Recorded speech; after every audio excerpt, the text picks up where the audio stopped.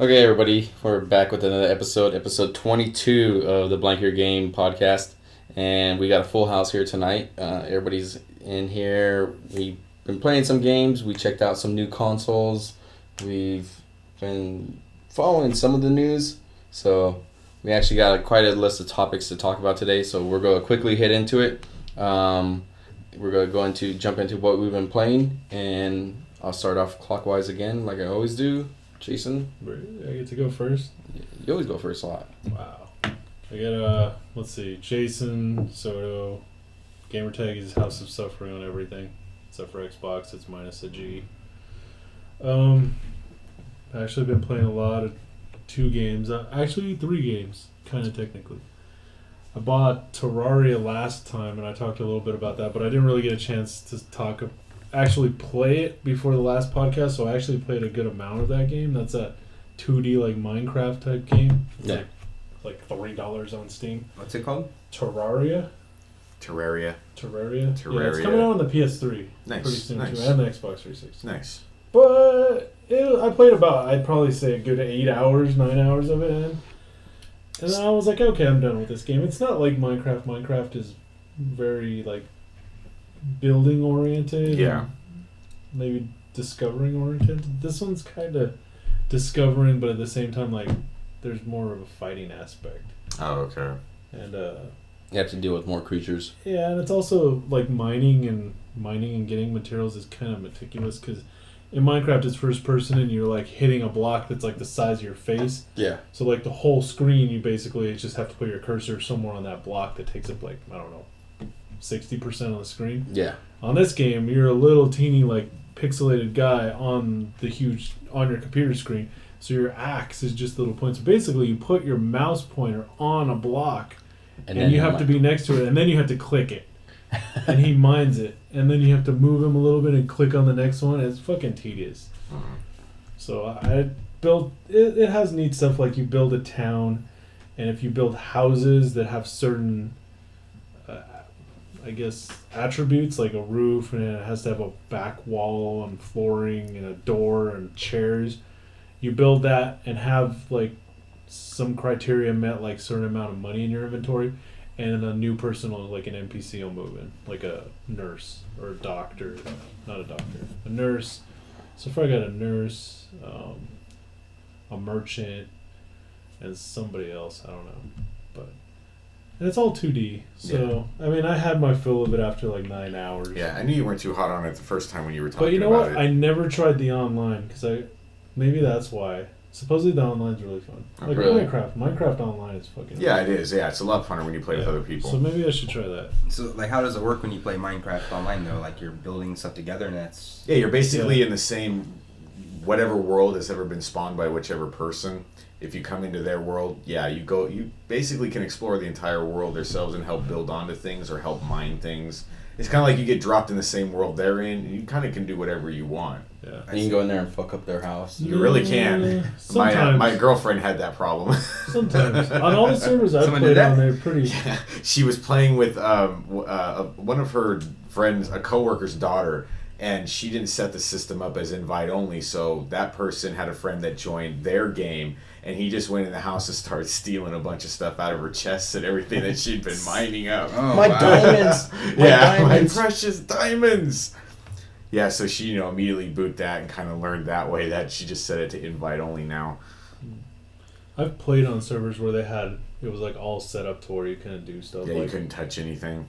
You could mark your house. This is my house, the box is yours, and then they had like things set up like every night when the sun went down. The little typing thing would notify everybody that there was going to be a hunt. And everybody that wanted to participate basically went out in the wilderness and killed as many monsters as they could. Okay. And then in the morning when the sun rose, the computer automated thing would automatically pick whoever had killed the most things would pick the victor and they would win something. Oh, wow. So it had neat stuff built in. Like, it's pretty civilized. They had like a community farm you could just go harvest from as long as you purchase, like, put seeds. Yeah, as long as you replant, yeah. But then everybody's stuff was protected, so you couldn't really fuck with people's stuff. And there was pretty crazy stuff. People had like glass hallways under the ocean and Yeah. pretty crazy stuff. Huh. So I'm playing that game now. Checking to see how the new iPhone looks like. secondly, Actually, an update for it. I purchased I didn't do after that I purchased Torchlight 2. Yeah, you've been playing Torchlight This 2. is How's a that? huge fan of Torchlight 1, and Torchlight 2 is pretty dang good. Okay. I mean, I never bought Diablo 3 because it's fucking expensive. I don't like paying $59 for a computer game, Yeah. and it's online only. Like it's Yeah, requires That's you kind have of a kicker. requires yeah. an internet connection. Yeah, Like it a guy at my work, requires. he doesn't have he bought a house where he cannot get internet. It's fucking crazy. He didn't know until he moved in that he could not get fucking broadband. I told Liz, I said, wherever the next, Yeah. I said, if we ever not get this house that we live in and we have to move somewhere else, I said, we are definitely checking who's the internet provider in that area. Yeah, and what kind of service you could get. Yeah. Yeah. So like he told me he might give. That's me why I'm or moving to something. Kansas. This is Oh, Diablo okay. 3. Nice. But like Torchlight 2 is very good. Basically Torchlight 1, but every aspect's improved. Oh, every aspect is Yeah. improved. I don't think you played Torchlight, and you guys probably I don't know Michael what that played is. a little bit. It's Alright. basically like Diablo, same Yeah. thing. Yeah. But it Point looks, and click. Yeah, looting. which is why I love Torchlight, the first one, because I was on a Diablo fetish, and that's why I got into Torchlight and loved the game. it looks a little bit more cartoony than Yeah. than like say World of More Warcraft. vibrant colors, yeah. Yeah, the way how the characters look on Warcraft, it looks a little bit more cartoony than those. Yeah. But it is Diablo essence, and it's just like story's written pretty well. You know what I played. I like the companion. You know, I like you just quickly you can go back to the missions. You know, I love the fact that everybody knows what Torchlight's about. So Yeah. So like two just improves on basically everything. Like the pets, you can send your pet to town like usual, but you can also give them a list, like bring me back some potions and stuff. don't drink all the potions. There's shitloads of more pets. There was like 2 pets in the first one. There was a cat and a dog. Cat then and a dog. You could give them fish and change them to whatever. Mhm. Now there's like 7 pets, I think. A couple different dogs, a couple different cats you can get. There's a hawk. I have a ferret. My pet's a ferret. Nice. And then you Nice. could still like Beastmaster. That's it. That's what I was like, dang, that's so Beastmaster-ish. So I got that. He's got little aviator goggles on too, a little flight cap. So I was like, oh, that's badass. So I played probably 20, 30 hours of that since it came out, and I really like it. Oh, the reason why I stopped playing is kind of pissed me off. In the first Torchlight, they had the gem combination thing. Yes. You could transmute the gems Yeah. to make a better gem. Yeah. It doesn't work the same in Torchlight 2 at all. So I was hoarding like 40-something gems, and then when the guy actually finally appeared in the town, because he doesn't start off in the town. I think Okay. Torchlight 1 was like that. Yeah, I think He it was. shows too. up pretty early on. But Yeah, very early on in He the game shows up because it's early another on. aspect that they were bringing Yeah, out. in Torchlight 2, he doesn't show up for a while, so I had a good amount of gems that I was hoarding. Yeah. And I was like, it's on once he shows up. And he showed up, and I didn't bother looking online. Dude, this thing does not stay in here well. Push it. I pushed it all the way in. That was not sexual at all. I thought it's supposed to ladies be. and gentlemen. No, I thought it was supposed to be like No one No. here is gay. be magnetic and just stick in there. No, it's not. But you have to actually So push you it have to to give lock it it some in. force. Yeah, you have to get some Firm. force. iPhone You 5 gotta- review coming up soon. You gotta kind of softly but firmly push it in. I work it in soft. Softly but firmly. It worked out once, but I worked it back in.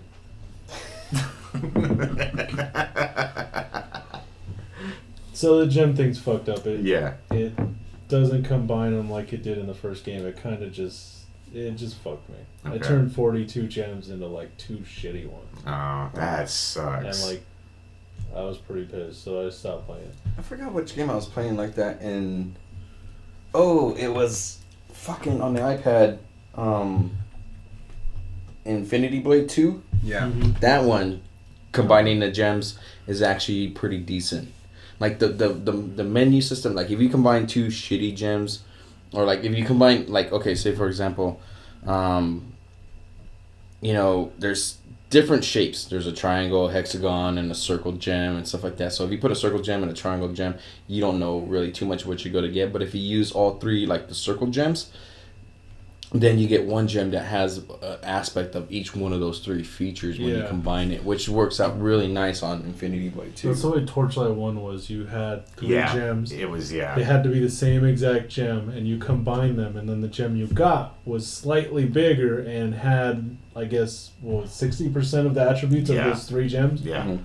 So, I mean, you combined them all into one, so now you can put that one gem in something, and it's better than one of those other ones. And you can combine like three of those gems together to make one better one. It was tedious, but you could eventually have pretty cool gems that you could didn't need 42 of them. You could just hold on to, and when your weapons got shitty, you just broke the weapon, got the gem out, and put the new gem in a good weapon. Torchlight 2 is random. You can combine any three gems. Okay. They don't have to be the same ones, and it will give you a random gem. Yeah, that's what Infinity Blade. If you do three random ones, it'll give you some random ass gem with some attribute features. Yeah. So in Torchlight 2, if you combine three gems that are exactly the same, it gives you a random one. Okay. It's fucking gay. I'm kind of sorry. So basically, it does give you one slightly better, but it's totally random. Okay. So the only way to get like a really good gem is to eventually find a really good gem farther in the game. Okay. And then combine three of those to get something that's slightly better but random. Okay. There's no more combining until you have one fucking badass one. Right. So That sucks. yeah, that kind of pissed me off. But other than that, the game's amazing. It's not... Torchlight 1 was one continuous dungeon. Like, you went into the dungeon, you went down and down and down and down. Torchlight 2 wasn't like that. It's kind of like Diablo 3. Okay. From the demo I played of Diablo 3, you go out on a big map, and there's different dungeons you go down into, and there are only like 3 or 4 floors, and then you come back. Yeah, and you come back up, except for the main dungeons. Torchlight 2 is exactly we're just like that. Just like that, It's a whole big map. Big map with still randomized everything. I don't think it's randomized. There's no way of really telling.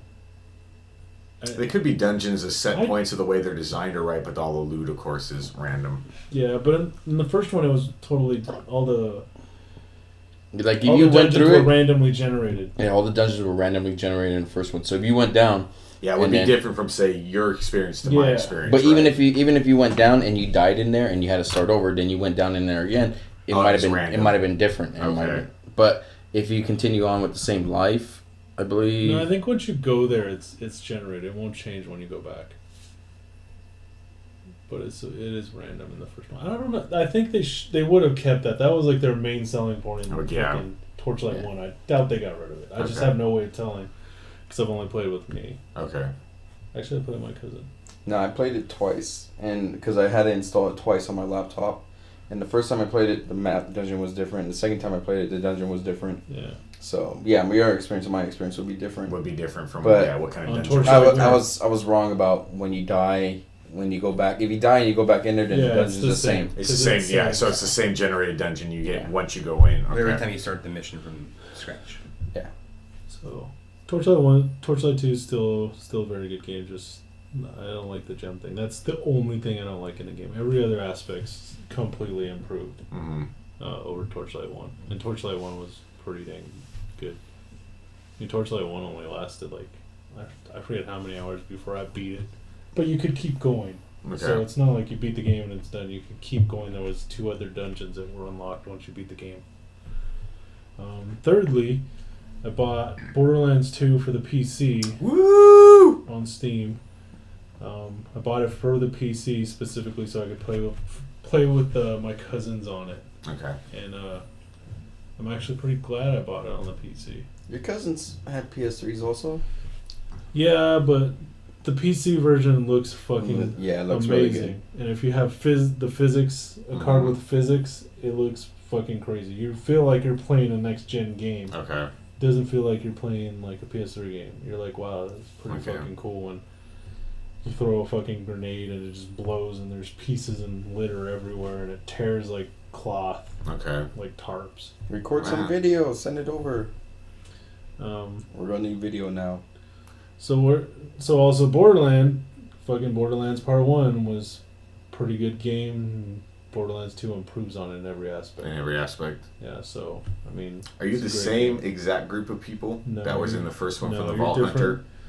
You're completely new people. Okay. And the classes aren't the same. The only class that stayed the same is the Siren. The Siren? Okay. She that class is still in there. All the other classes are new. Okay. I don't know what they were in the first one, but there's Commando, a Hunter,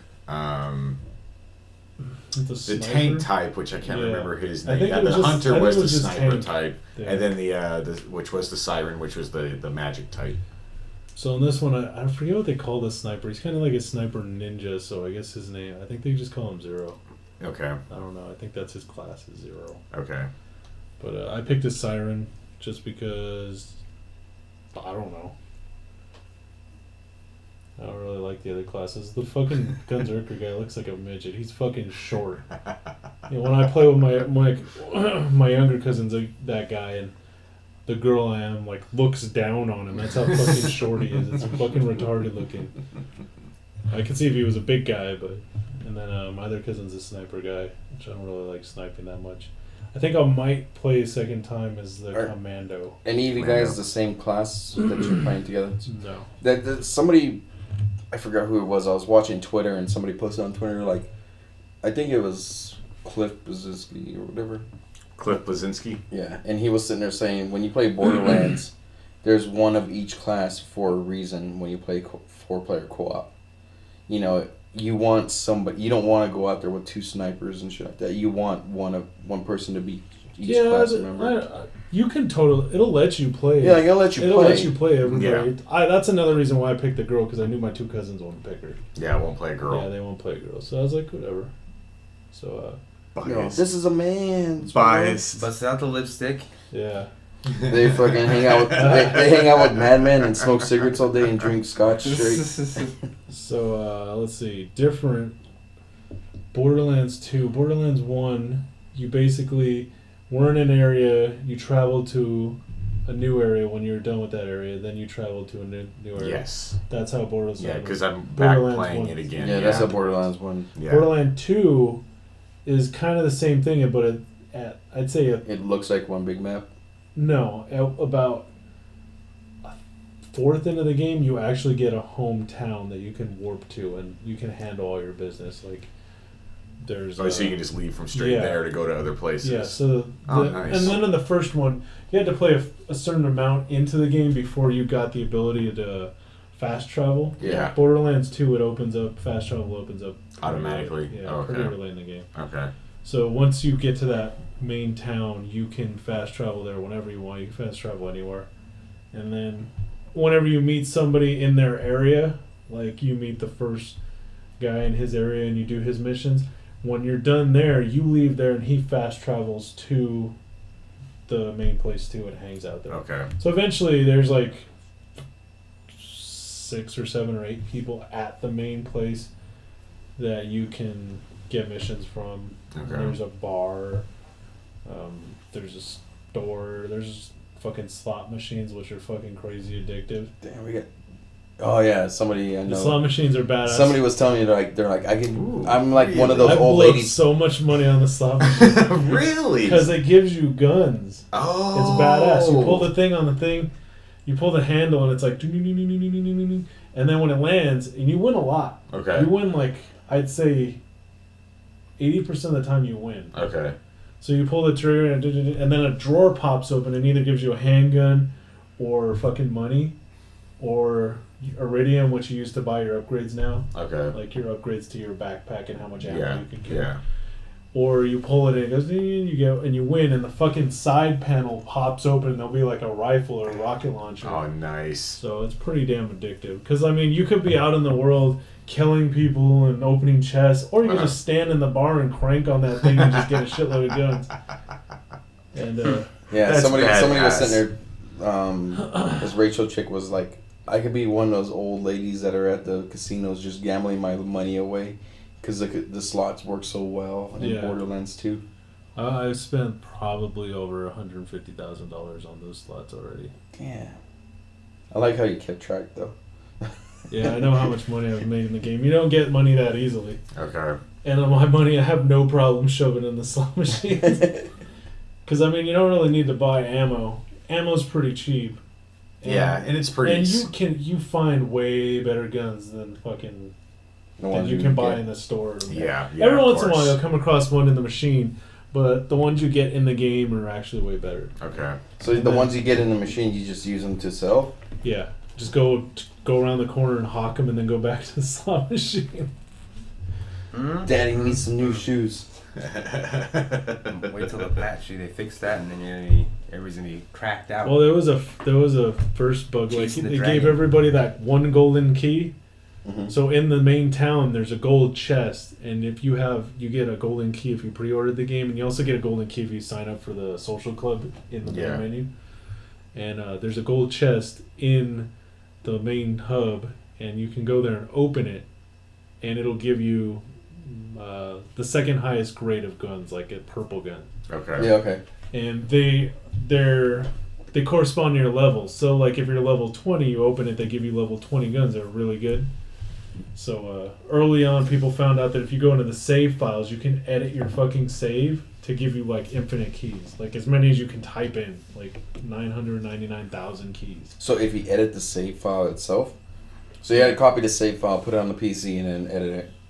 Well, on Like the with the PC, game I'm sorry, key. on the PC you could do that. On the PS3 and on the PS3 and the game or the Xbox, they found out that you had to do like that weird controller type shit where a person, you start a second game and he joins as a guest and you use that key to open the chest, something like that. They supposedly patched them all. Like the Resident Evil 5 yeah. thing. The Yeah, golden that egg. was the fucking best The golden thing. egg. Golden egg. Yeah, Yeah, no, you the should- rotten egg. It was the rotten egg, because the rotten eggs were worth more. It was both or whatever. But Either way. that all got patched, so it doesn't work anymore. So I had one key, my cousin, they patched it, but it didn't get rid of the keys that people already had. So he has like 50 or something keys, and he just opens them whenever he wants and sells the fucking guns. I used my one key and I was pretty pissed. It opened and gave me like fucking class mods or shields. I remember playing Resident Evil and some random guy hopped in my room, and I was fucking playing with him, and I was just like, hey, guy's pretty decent. He's pretty, he's on the mic, he's talking, he's a good player, being cooperative. I was like, how much money you have? He's like, well, I'm fucking hurting. I was like, hey, all right, well, here, do this. And I just did that egg trade thing. We were trading eggs. And then he's just like, fucking badass, man. Yeah, that was a really weird... I can't remember how it worked, but it was... It was like you give the egg, and then you had to exit the match before it's saved. Because if you once you left the room, it like saved or something. Yeah, something. there was a problem where it didn't save properly. It didn't save. If they ever patched it, I doubt they even bothered. Nah, why? It was Capcom. They don't fucking care Yeah. about that. I mean, why? It was fun, and we were already like way into the game by the time we found out, and it just fucking made Yeah. it. Yeah. The fun. game was out for a while when we were doing that shit. We were still playing it. We were playing it online, and fuck, I forgot about that shit. There was like downloadable shit for that. The game was actually pretty fun online playing. Speaking of downloadable shit, and I saw that some of the Max Payne DLC came out. So is there some new Max Payne DLC for you? Fuck. Well, when we get to what you've been playing, it's gonna be pretty brief because I ain't been on. I know. I don't even know about it. Let's see, quick couple things on Borderlands 2. Then the missions are they're a lot more diverse. So We talk about Battlefield now. you get like all these. I guess we could talk about Battlefield. Blank Your Game, brought to you by Battlefield 3. They called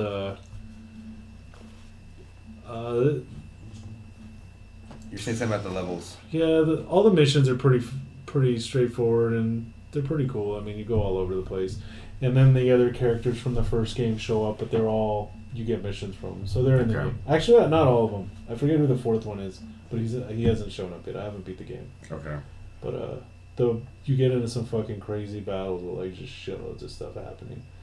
And there's like you fight robots now, and they launch them from space, which is pretty fucking cool. Like the space station is always in the sky; you can see it wherever. Yeah, you're I on the saw planet. views of that. And I was like, and I was walking. I was like, "What's that flash in the sky?" And all of a sudden, boom, boom, boom, like these like fucking lasers shot the floor, and robots started like coming out of the. That is I was like- badass. I was like, "Dang, that was fucking crazy." But like, and the creatures, I don't know if it happened in the first one, but the creatures fight each other. Like, Soldiers fight the Yeah, robots. soldier. Yeah, that happened because like I remember I was playing recently in the Skags. You're a skag. A soldier. Yeah, that's right. You're a skag. You're a towel. You're a skag, buddy. I saw a soldier was chasing me, but then suddenly turned his attention to the skags and started fighting them off. Yeah. Okay. So that's in this one. The levels are way more diverse. You go fucking zoos, ice, snow. There was snow in facilities, the first one. like crazy places. Nice. Like it's way more diverse. Some of the boss battles are fucking crazy. Nice. It's a fucking good game. I'm probably gonna play that for a little while, and I'll probably replay it and try to get my character level up higher. Yeah. They have a cool thing where, you know how most games have like a kind of like a checklist or a little challenge list where like kill 500 guys. Yeah. Not necessarily for trophies. It's like in-game. Yeah, achievements. it's like in-game achievement. Yeah, there's like about 150 in-game. No, not probably that. Like 100 in-game achievements. It's like level 1, kill 10 of these people. Level 2, kill 20. Yeah. Each one of those levels you finish on each one of those little tasks gives you a badass token, and you redeem that to add attributes to your character.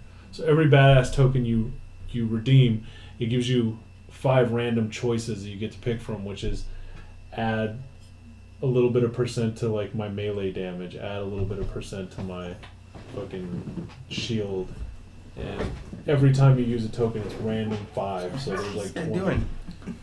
He's in reverse. He's backing it up, dude. Try and get enough beer. Back that shit up. And then those points, like you eventually have like all these boosts, I guess, on your character.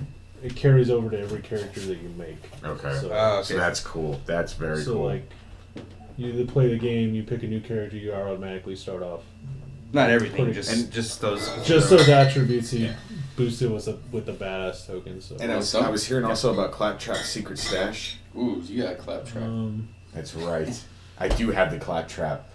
The game's fucking hilarious. Claptrap is fucking hilarious.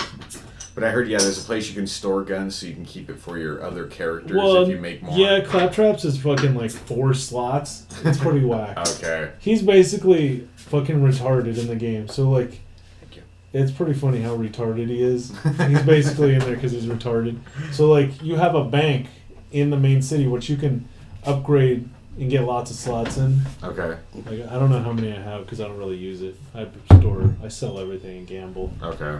But Claptraps is like 4 slots. It's not Okay. even worth walking down the street to go store something there when you have a Okay. bank that you can store stuff in. But yeah, that's good. Nice. And I think that's about it. I'm sure I played some other little stuff every once in a while, but it doesn't really matter. I'm done. Nice. All right, everybody. This is Ryan on Xbox's. Hi, Ryan. Hi. How you doing, Mikey? What are you addicted to? Oh, you know it. What was it? Gamertag is Ascended Being on PS3 and everything else. It's Locomotive 1134. I have not been playing much. I've been helping my girl on Minecraft make her giant subway station that goes all the way around the map, so Nice. she can get the achievement on it. I've been helping her out that. We've been Oh, on building it out Xbox. I of. was gonna say, how the fuck did you gonna make one that goes all the way around the map? Oh yeah, we're going. It's on Because it's Xbox. Yeah, it's a much smaller map. So we're building one that goes all the way around the map at a diamond block. Which to get that, we've been exploiting the glitch that's in the Xbox game. So we've been building on that, and then the only other thing I've been doing is cracking out a lot on Skyrim. I've been playing a hell of a lot of Skyrim ever since the DLC hit back out, and I wanted to finish up the Dawnguard missions. I've just been back in that and playing it. Built my nice little house, at least in one area, which is helpful on some of the stuff I want to store and some of the trophies I wanted to make. But that's really the major point I've been playing. But the other thing I played was the Resident Evil 6 demo, which was fun. I'm actually really glad after 5 and after Revelations to be back at full-blown zombies again. Nice. That is fun as hell. Or at least, I think it's portion of the game though, right? 'Cause Yeah, it is portion. The Lost Plagas is still in there. Yeah. It's still in there. Yeah. But it is, and you can play either I think you can play either Leon's part, Chris's part. Or that new guy. Yeah, or the new guy, yeah. Did they... I think he's Wesker's son or something? Yeah, he's supposed to be Wesker's son. and it's supposed to be everybody wants his blood because it has the cure in it. I played the Leon part, and it was a lot of fun. It was back to kind of the closet zombies going through rooms where it's really Shambling. dark. Yeah, very dark. One time I actually picked up, I was looking for a green herb. I saw it in the back of the room. I picked it up. I turned around and I tripped on a zombie. And when I fell down, it grabbed me. Oh, nice. So that was kind of neat. Targeting, I see what... crossed him to get to it? Well, I see he seemed to have been laying on the ground, and I didn't recognize him when I kind of like it seemed like I shimmied around the room to get to it, and then where he was next to the next door I had to go through. But as I was coming around, there were some desks in place because you're in a college when this is happening, and I came around some desks and I happened to just trip, and I tripped on him. And I fell to the ground, and he grabbed me.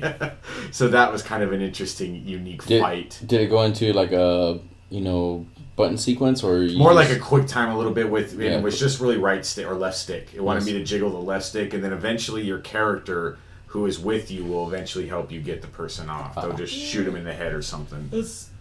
I don't know. I always like this shit in what's it called? Dead Space, the best, where something grabs you, you have to fucking shoot it. Yeah, shoot it. Yeah. That's badass. Yeah, that was fun as Way hell. better than shake the controller or do this quick time event. Yeah, until somebody else apparently helps you. How Walking Dead does that sometimes. Yeah, Walking Dead does it sometimes too. Where like something will grab you and you have to find the spot where you're supposed to hit them. Yeah, you're supposed to actually point. Yeah, and that is the other thing is that when you have your actual again, I like the fact that actually you can point and move, which is something I really hated in 5. But when you actually are targeting, you have this little red dot that's constantly moving in between your reticle.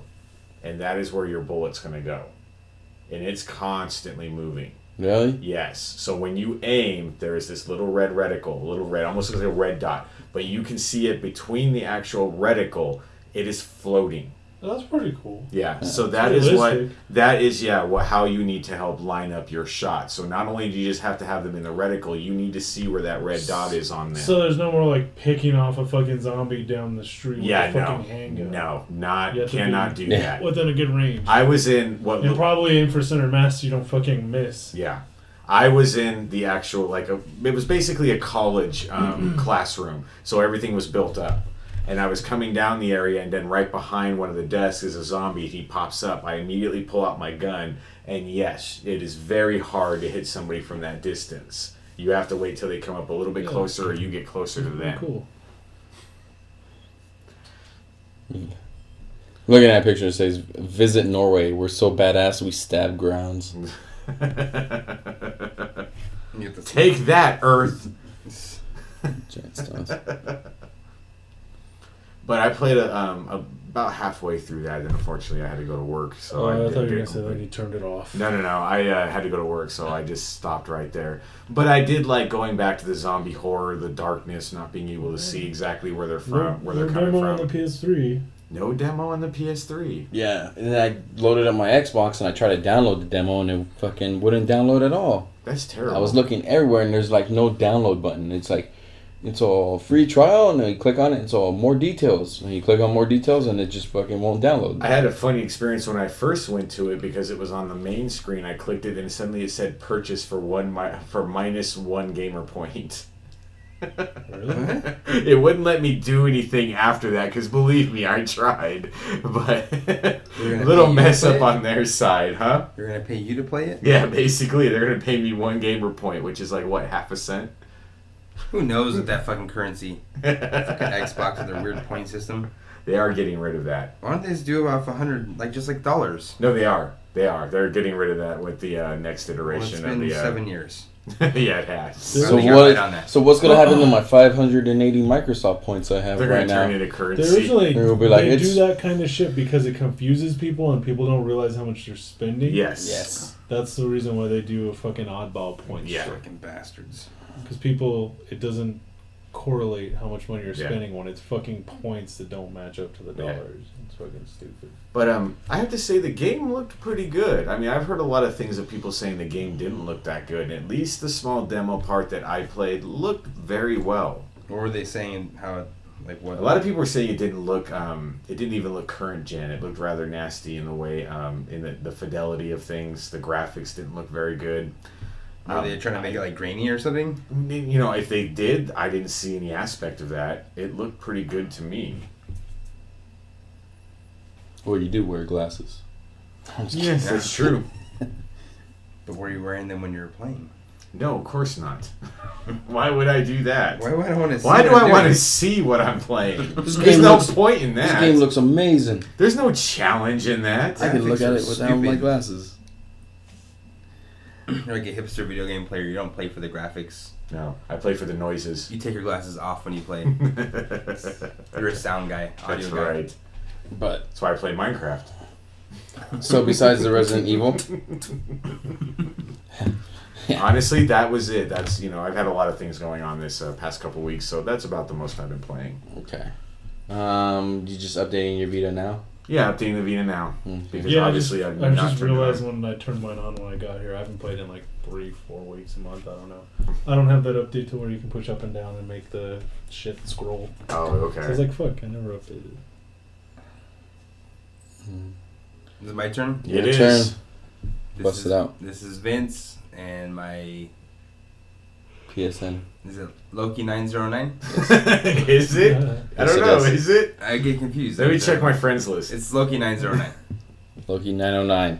909. I haven't been playing anything. I've been telling You people. hopped on some Battlefield. Like a week ago. Well, yeah, but that since the last time we had How the many podcast. hours? I've told people I can't play more than I have played. I've had people like Chota Boy and Marco ask Yeah. me to play. I've the only other thing I played was that Mayhem game because Tibby's fucking playing that shit. My Mayhem? roommate, the one you're just playing that gun game on my phone. Oh yeah, on your iPhone. Yeah. My roommate, he doesn't play video games at all. Yeah. He's not a video game person. Yeah. So he finally got an iPhone 4 recently, I saw that. and I see him like in the kitchen. Did you give him yours or your old? No, he got his Yeah, own. actually go. Upgrade. And I was like, what are you playing? And he shows me. I'm like, give me that shit. I'm gonna fucking smash your score right now. Well, I didn't understand what I was getting into, and he fucking pretty much punked me. So now it's like I gotta play this game like fucking. It's like a blood oath kind of thing. It's an Adult Swim game. I have to smash him. So I've been practicing, but it's pretty cool. It's kind of like Duck Hunt, but like a little bit more. In depth. The only thing I A don't little like. more in depth. The only thing I don't like is the same thing does like all the other iPhone games is you're covering your finger with the fuck Yeah. you're shooting. Yeah, you can't see what you're shooting at. But what I didn't realize and why he was getting the high scores, and hopefully he's not gonna listen to this. He won't. You probably won't. He won't. He doesn't care about video games. I was trying to be all precise, like tap the fuckers on the face and like Yeah. you miss. Well, it turns out no, it doesn't matter. You don't have, you know, a lot of games where you gotta have a chain. If you miss, the chain starts over. Yeah. It doesn't do that. It's by time and by damage.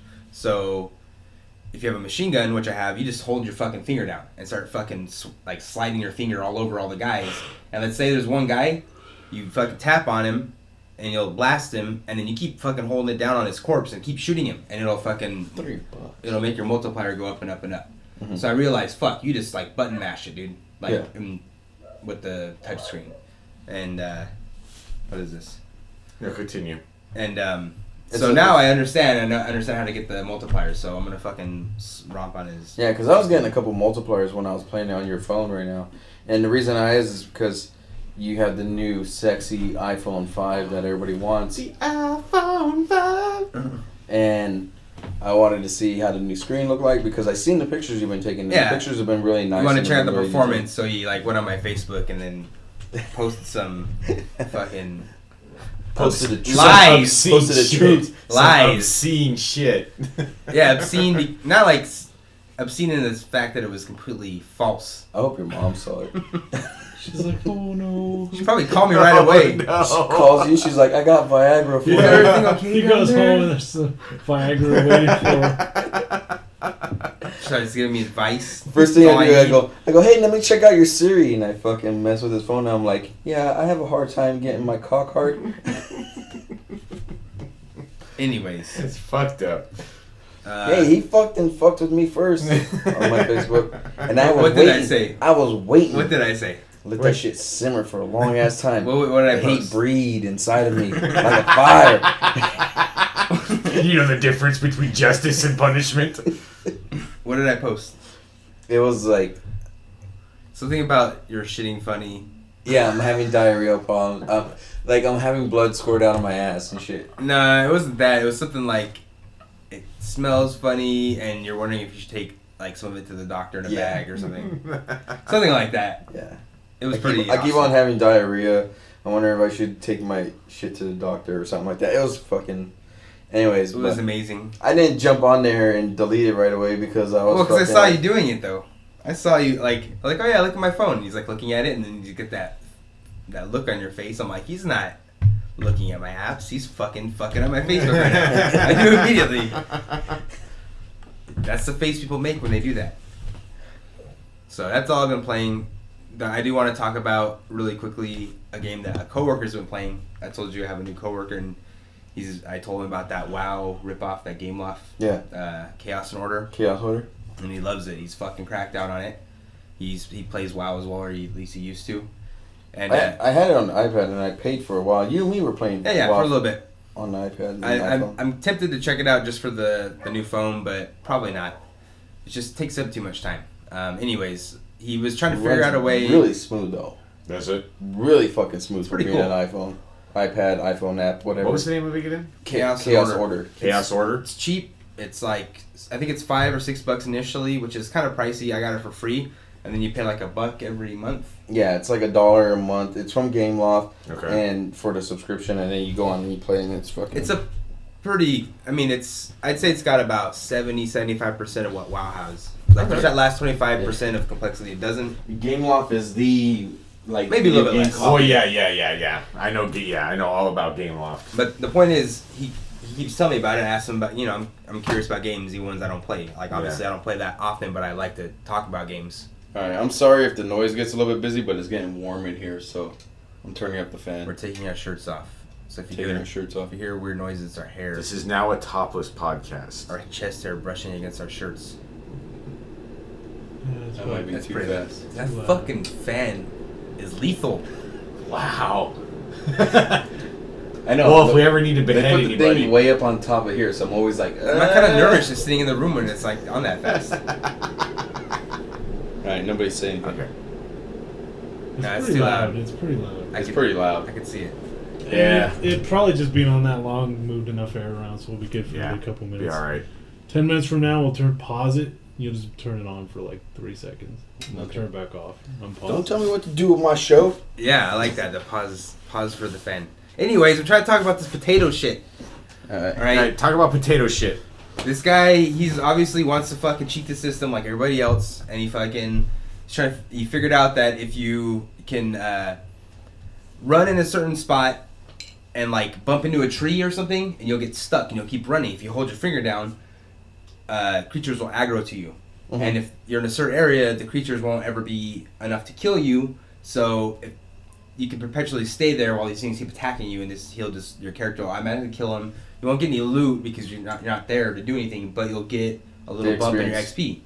So he had heard of this, or he had got the idea, and he couldn't figure out what to use. And I told him like, well, fuck, buy a stylus, like what you have for your iPad. Yeah. And I guess he had bought one, but I guess I didn't know this, and I might be incorrect. But as There's far as he different could tips. tell, when you're not touching the thing, it doesn't work. You have to be holding it because you have like a charge in your body. Supposedly, this is what he was telling me. Like his stylus would not work when he wasn't touching it. He had to be holding it for it to work. Because you have to have it on an angle. It's not like the stylus is going to sit Some under. styluses don't work. Like you could use a fucking Slim Jim or a sausage as a stylus. Yeah, but you can't use. But you This can't is what the use Japanese a do. lot of plastics, rubbers. He tried like What kind of rubbers? Durex you can Trojans? use. Not Latex. No. Latex? No. Trojans protect from everything. You can't cheat video games with the fucking Trojan. He tried a Q-tip, and anyways, after like a day or two, see me at work. He's like, "Yeah, I can't figure it out." I was like, "Potato." Have you seen the way how Vince has been playing with his iPad? Fucking yeah, with my his penis balls. in his truck. So I got the random idea of potato. Like, I know you can make clocks out of those motherfuckers or batteries or whatever the fuck. Yeah, I'm like, potato. Like, it's got like something like that. It's got to be like organic or whatever. So sure enough, he fucking got some toothpicks and a potato and put that shit on his fucking thing. And it worked. And he went to work and he came back and he had like 2 levels, which is not a lot, but he's at a pretty high level. So it was It was worth it. It's a bump. I mean, you're not even playing, so fuck it, right? Yeah. And then you got worried You that work like, an 8-hour shift and you come home, you can play 2 levels on WoW if you're like 45 to fucking higher. If anybody tries to like invite him and shit while he's playing, it'll fuck it up. Because you're gonna stop running. But he thought he got booted, or he thought that they fixed it, but it turns out he said he was just having problems with his Wi-Fi. He ended up finding out that if you just jump in the same spot over and over and over, you can do the same thing without having to run anywhere and be stuck on something. So now he just fucking puts it on there, and the motherfucker just jumps, and creatures come to him, and they kill him, and he's fucking at work. So they just automatically aggro to him? Because they spawn. The ones that just spawn and They pass spawn, by. and then they'll keep spawning, and they'll see him and go get him, and his character just kills him. And I'm assuming he'll get to the point to where the creatures won't have enough life, or won't be XP. high enough to like give him XP. You have to kill 100 warhogs. Probably, dude. You have to kill so many warhogs. Think about this for a Billion second. warthogs. Think about this for a second. In WoW, how many warhogs have perished Yeah. since the game's come out? Enough bacon to feed the world. All those fucking crackhead Speaking fucking of which, video game did you hear in players. 2013 we're gonna have a bacon shortage? Yeah, that's what I heard. No, we won't. I'll fucking. This shit'll turn to Mad Max real quick. I'll fucking put a hockey mask on, dude. peas. No peas. Chicken wing. You said chicken wing? Chicken wing. Give me your bacon. Give me your bacon. No, take my 16-year-old daughter. I want the bacon. Just busting into somebody's room with a mace. Just swinging inside the house. You ever seen that picture? It's like a bunch of little kids, and there's like a little girl grabbing this little pig. Like, she's like on its back, and she's like pissed off looking. And it says, "Grant me your bacon" underneath. That's pretty badass. She's like all angry looking. And that's just kids like trying to grab a pig. It says, Oh, I've seen that picture. Yeah, I've seen a different caption, though. Yeah, fuck that, dude. There ain't gonna be no fucking bacon shortage. Well, let's make more pigs, dude. Just make more America. pigs. We just make more pigs. Fucking This is make America. them in a They factory. said it was like England or Europe or something that said, Yeah, because do they're they gonna be. supply us with that much pork? Yeah, they do. And it's only because they're changing the corn over to ethanol. Yeah. I don't know. So, Less pigs to feed. It's one of those things where, like, normally when I see some, like, crazy news, I, like, immediately, like, learn everything I can. But when I heard bacon shortage, I just, like, I'm in denial. So I just, like, I ignored it. Yeah. I don't even want to know the details. Right. It's not going to happen. start stocking up now. Yes. You don't need Yeah, to stock 'cause up you know what? nothing. There's not going to be a bacon shortage. I will fucking make bacon out of my dogs. You go to fucking Vince's Just house. gonna He's smoke got your a fucking cheek, got a your cheek meat. It's pig okay. farm going. He's got a pig farm going. He's all, don't trust the pig farmer. Killing off his neighbors and shit to feed his pigs. Ooh. That's a good idea. But anyways, I'll hop on next. My name's Mike Fedor. My name's DayZ on the PS3. DayZ on a lot of stuff, or DayZ 311 on Xbox and a couple other items, consoles, and on. Hand me your bacon. Yeah, that's what I saw.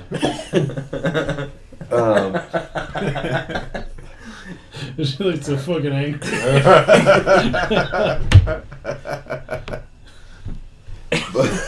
This is like the most vicious fucking 8-year-old girls I've ever seen. Look at the pig's face too. Well, because they know, Vince. They know. What's this one doing, dude? Fucking reading a text message. Yeah, she is. All She's calm. not that concerned about bacon. She's a vegetarian. The one on the far right. Anyways, sorry. DayZ 6969 on the iPhone, so add me on there, or iPad, iOS. I need more people. I need to play Ticket to Ride against some motherfuckers. I'm gonna take it to ride some motherfuckers. But what I've been playing, I've been playing Battlefield, and I took a little break and I hopped on to fucking. Last night I had the fever. I had the need for speed. Hopped on some Gran Turismo. Nice. I recently updated it because somebody wanted me to play, and I was just like, I have to do like 17 updates. And one of the updates was like 30 minutes long, and I was Ooh, like, damn. fuck. I don't like Damn. games that do that. Why don't they just make one update with like one thing, one file? And then it would be like one update 2 hours long.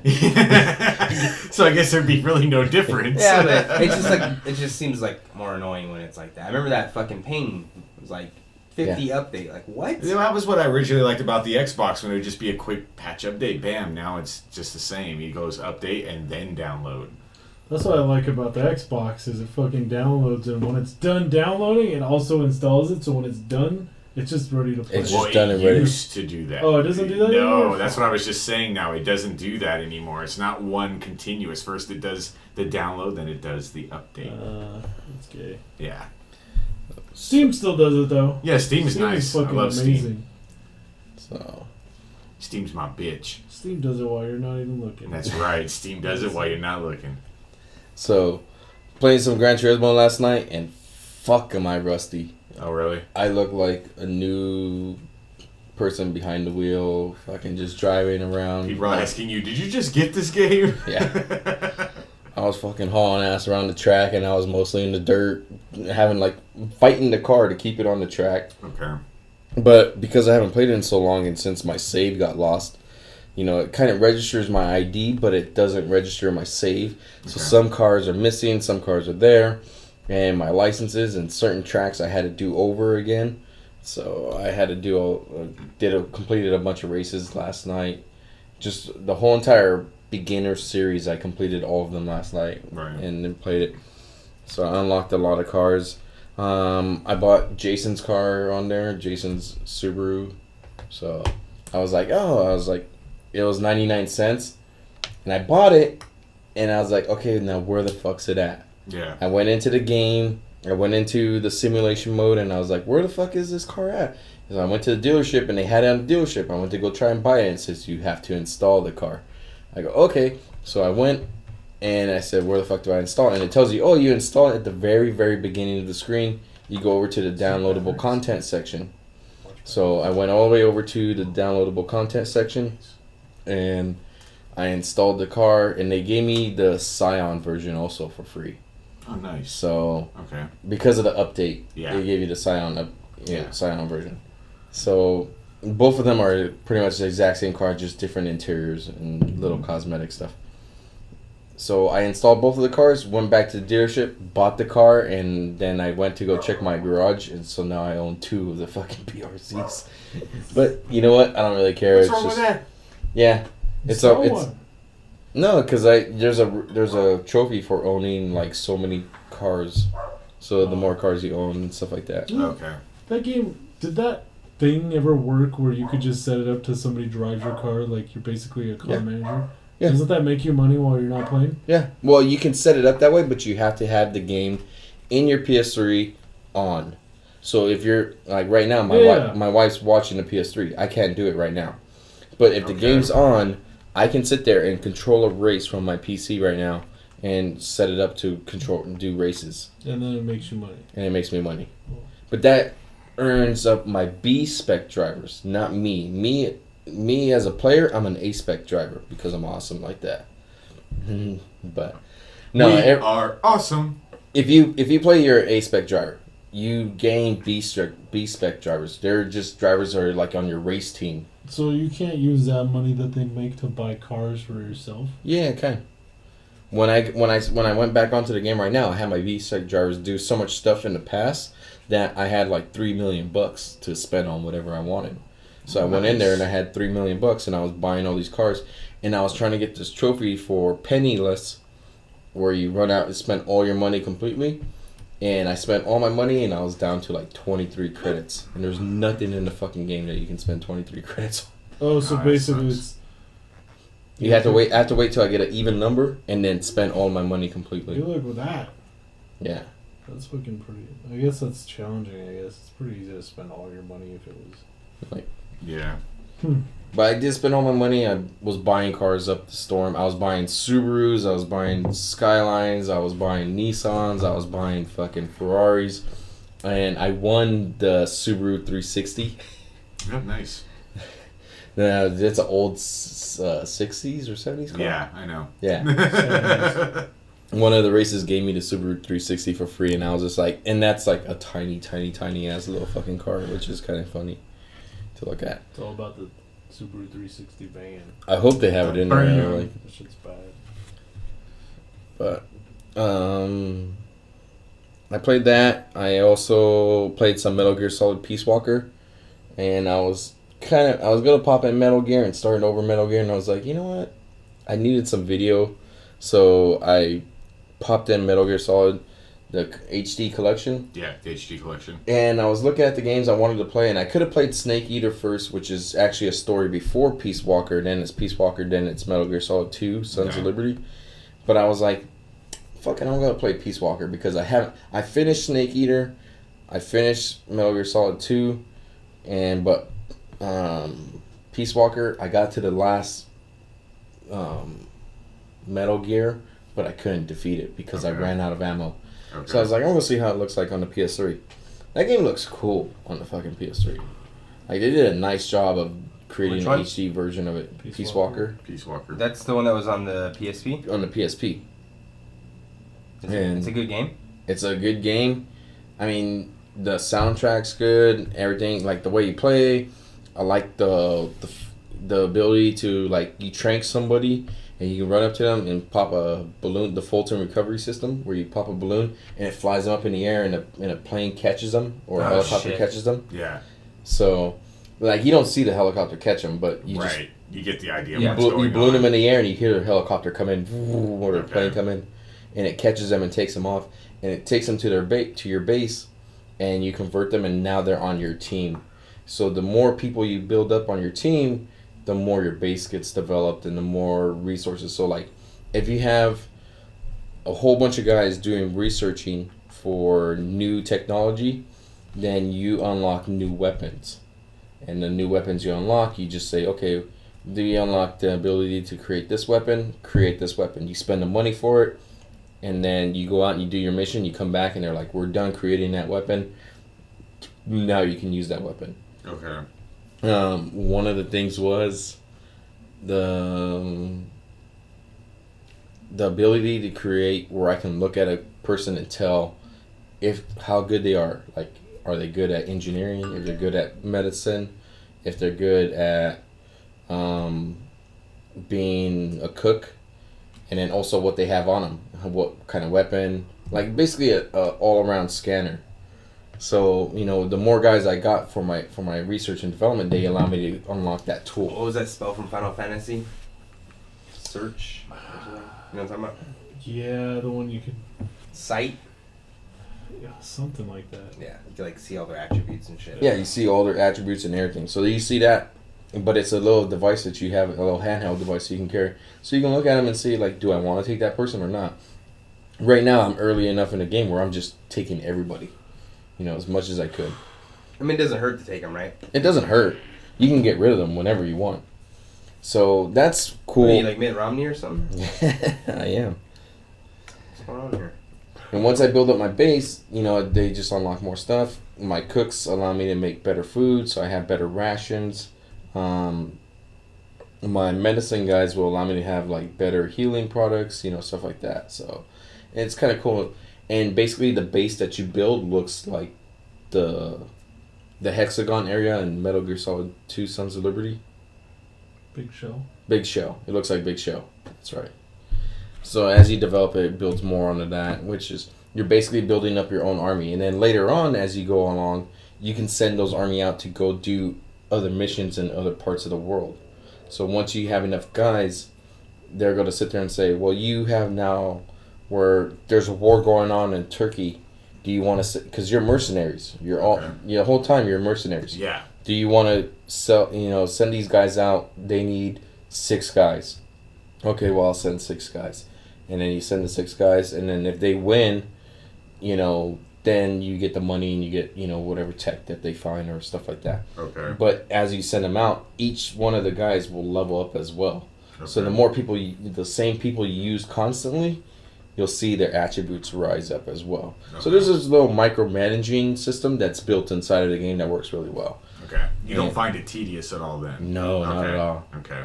No, it's like I'm thinking Assassin's Creed Revelations. no. Okay. So it's like Assassin's Creed Revelations where you're sending them out doing that stuff, Yeah.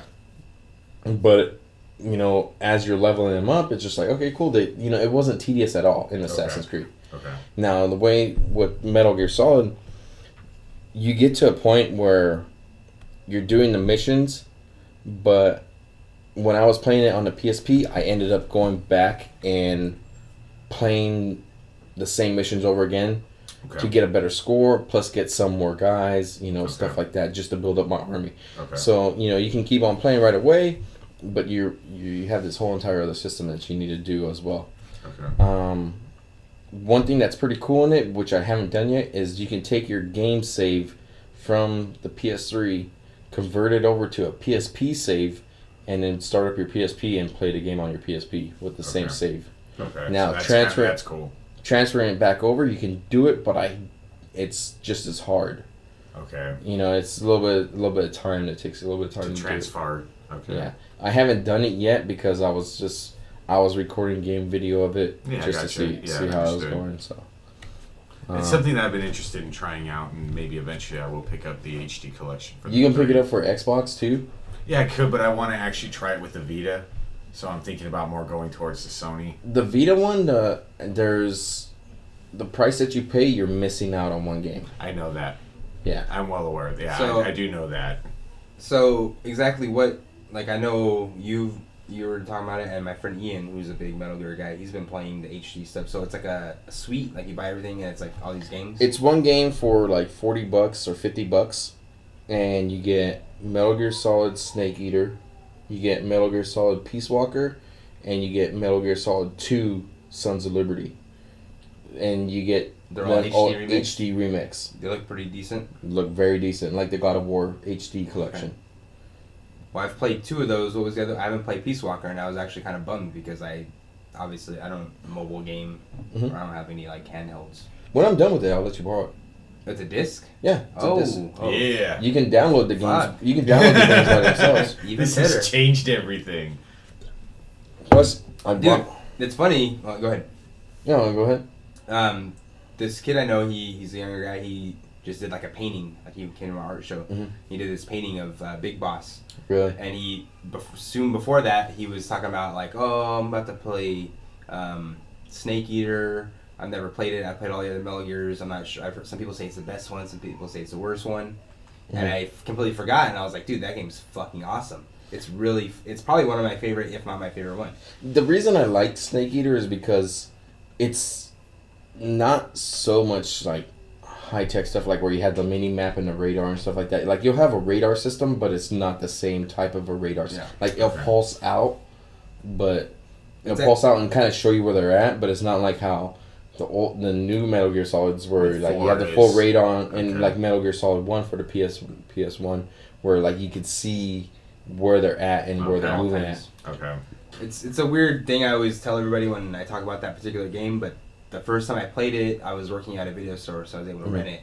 And I played it for about 20 minutes, half an hour, and I was like, what the fuck is this? Yeah. And it was like, it aggravated me, and I just thought it was so weird that I just didn't like it, so I just never played it. And then I waited a couple months, and I was like, I wanted to rent something, and there was nothing out, and I was like, fuck, dude, it's Metal Gear. It has to be fucking good. Yeah. So I took it back home, and then I fucking made it past the first, because it takes about half an hour for like, here's one thing I kind want of like a long tutorial. I want to cut you off real quick. Then I was stuck, dude. I want to cut you off real quick. No. One of the things is like when you play Metal Gear Solid Snake Eater, you start off the mission and you do this mission, and then it's like, okay, you did this mission, and then it's like you get caught or something, and then they send you back a year later, or 6 months later, back, and you're doing the same stuff again, but the area is different. That's how it was. If you like, died? the first beginning mission that you do. Oh, yeah. You do the first mission, and then you get caught or you get hurt, and then you get fucked up, and then they end up reviving you. They take you back to base, heal you up, and it's like 6 months later or something, and then they send you back to the same place, but things are a little bit different now. I remember now what you're talking about. Yeah, so that's one of the things. Like, the first time I was playing, I was like, "What the fuck's going on?" Like, I'm playing the same thing over again, and I started to haul ass through, and I was like, "Wait, no, there's other stuff around here. I have to look and see." Okay. So, yeah. No, that was actually a really good game, and I've played Sons of Liberty at least 2 times, maybe more. I wouldn't mind playing that I again. only played that once, but I enjoyed it enough. I can't remember why, but I ended up replaying it. The only game I ever played for the Metal Gear franchise was Metal Gear Acid. Oh, you don't? Acid. You don't play See, PS3 like that much. Acid's a great one The too. card kind of walking but using cards Yeah. game. Yeah. This is actually perfect opportunity because one thing I can say about Metal Gear is it's definitely unique. There's nothing really quite like the gaming. That's why I wanted to try it so much. It's kind of weird. It's got this mixture of like you like when you're playing it, you feel like it's really hardcore realistic, but then you kind of think about it, you're like, nah, this is like It's very strange. It's very simplistic and slow.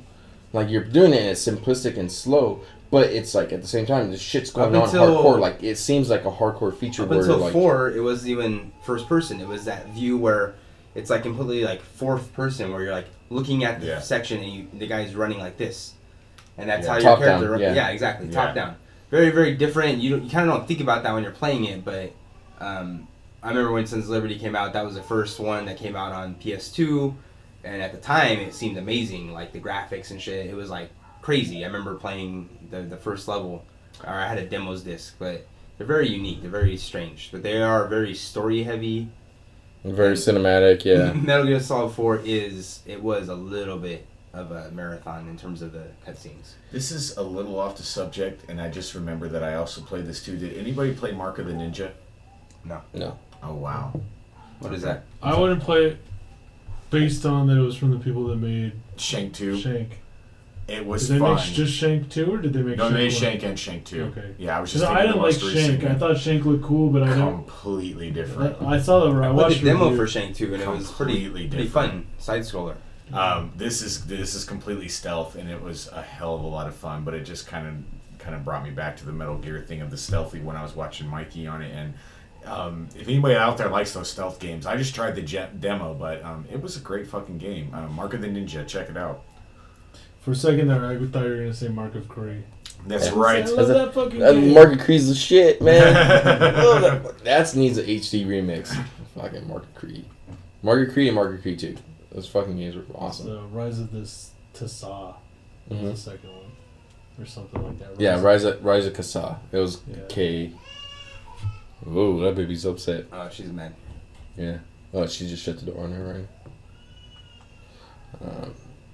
But we will in a second. Let me finish what I've been playing. When I do the hand motion, it's just you don't have to acknowledge it. I'm just like reminding you. I know. Did you guys see the last PS2 games coming out in Japan, or the last scheduled PS2 games coming out in Japan? They're still making them? Yeah, Fuck yeah. it's a Final Fantasy update for Final Fantasy Online. It's like a standalone disc for an update. You know, nice. They That's even like the last thing. on that dude. same subject, they did say that they're going to support the PS3 for the next 5, Yeah, I know. mostly for Japan. They But support it for a while because it's just gonna be getting cheaper and cheaper for them to make. And Yeah. why not make money off of it? yeah, exactly. People still have them. Why not? 'Cause, I mean, what's it called? GameStop. They don't even fucking sell PS2 games anymore. No, they don't. They'll take them. They don't give you shit for them. It's actually They actually put them on the reward scheme now Yeah. because they have that retro game reward scheme that's going on now. that's where you cool. can They're get still making PS2 games, dude. That's fucking awesome. Yeah. The fact that it's like fuck it, people are still I'm playing. sure- Them. It's a small community, I'm sure. Just like people that still make NS or Nintendo games and fucking Dreamcast games, I'm sure somewhere down the road some weirdo's gonna be like, I'm gonna make a PS2 game. Yep. Well, like how somebody just recently. Oop, got a text message. Sorry. No, actually, you just got the boomerang. No, that's a secret hidden. Oh yeah, that's right. Well, no, they changed it a little bit, didn't they? Oh no, you're right. That's You're absolutely secret right. room. That's a secret room. I'm fired. What you call it? God, what was I gonna say right now? Fucking. We were talking about Metal Gear. But before Metal Gear, he's talking about somebody making older games. Oh. Somebody just recently made. I think they sell it for like $40 though, or $30. You can buy an old NES cartridge that this guy programmed like Yeah, that's 4 what I was different. talking about. People still make NES games and Dreamcast games. On that platform. Yeah, for that Yeah. platform. But they made one cartridge with how many games? It's like 4 different types of games on it. Okay. So 4 different games, but like he just programmed the shit out of it. Like, you know, in using the old 8-bit system, Yeah. like what we know of now, how to make the 8-bit system, it's some fucking completely radical, insane shit Yeah. he did for it. So, and it's really nice quality. I forgot what it's called. I have to, you know, I've heard about it when it came out. I wanted to pick it up, but I was just like, don't have $40 at the time, so Right, or $30. That's how some things get lost in the mix of things. So, yeah, Metal Gear Solid Peace Walker, been loving that. And then I recorded some gameplay, about 2 hours worth.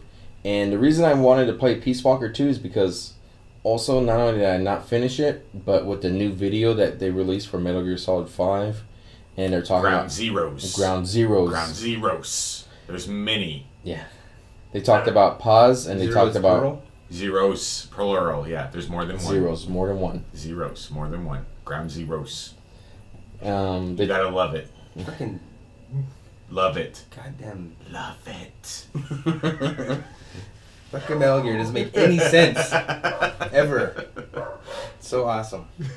They talked about Paz, and they talked about the chick that's in Peace Walker, and they Yeah. also talk about Chico, the kid that's in Peace Walker also. Okay. So I was just like, okay, well, I want to find out, go back to the story again and Yeah, see, figure it out. just figure it out, just so I know the game's not. That way you're not for a fresh while, when it comes a up. little bit I get what fresher. you're saying, yeah. Also, I played some Uncharted Golden Abyss on the PSP Vita. Yeah, how you liking that? Still liking it. I It's just enjoyed the hell out of that game. I'm enjoying it, and I got to the part where I had to hold up the PS3 to the Vita to the light. I wish there was more of that actually.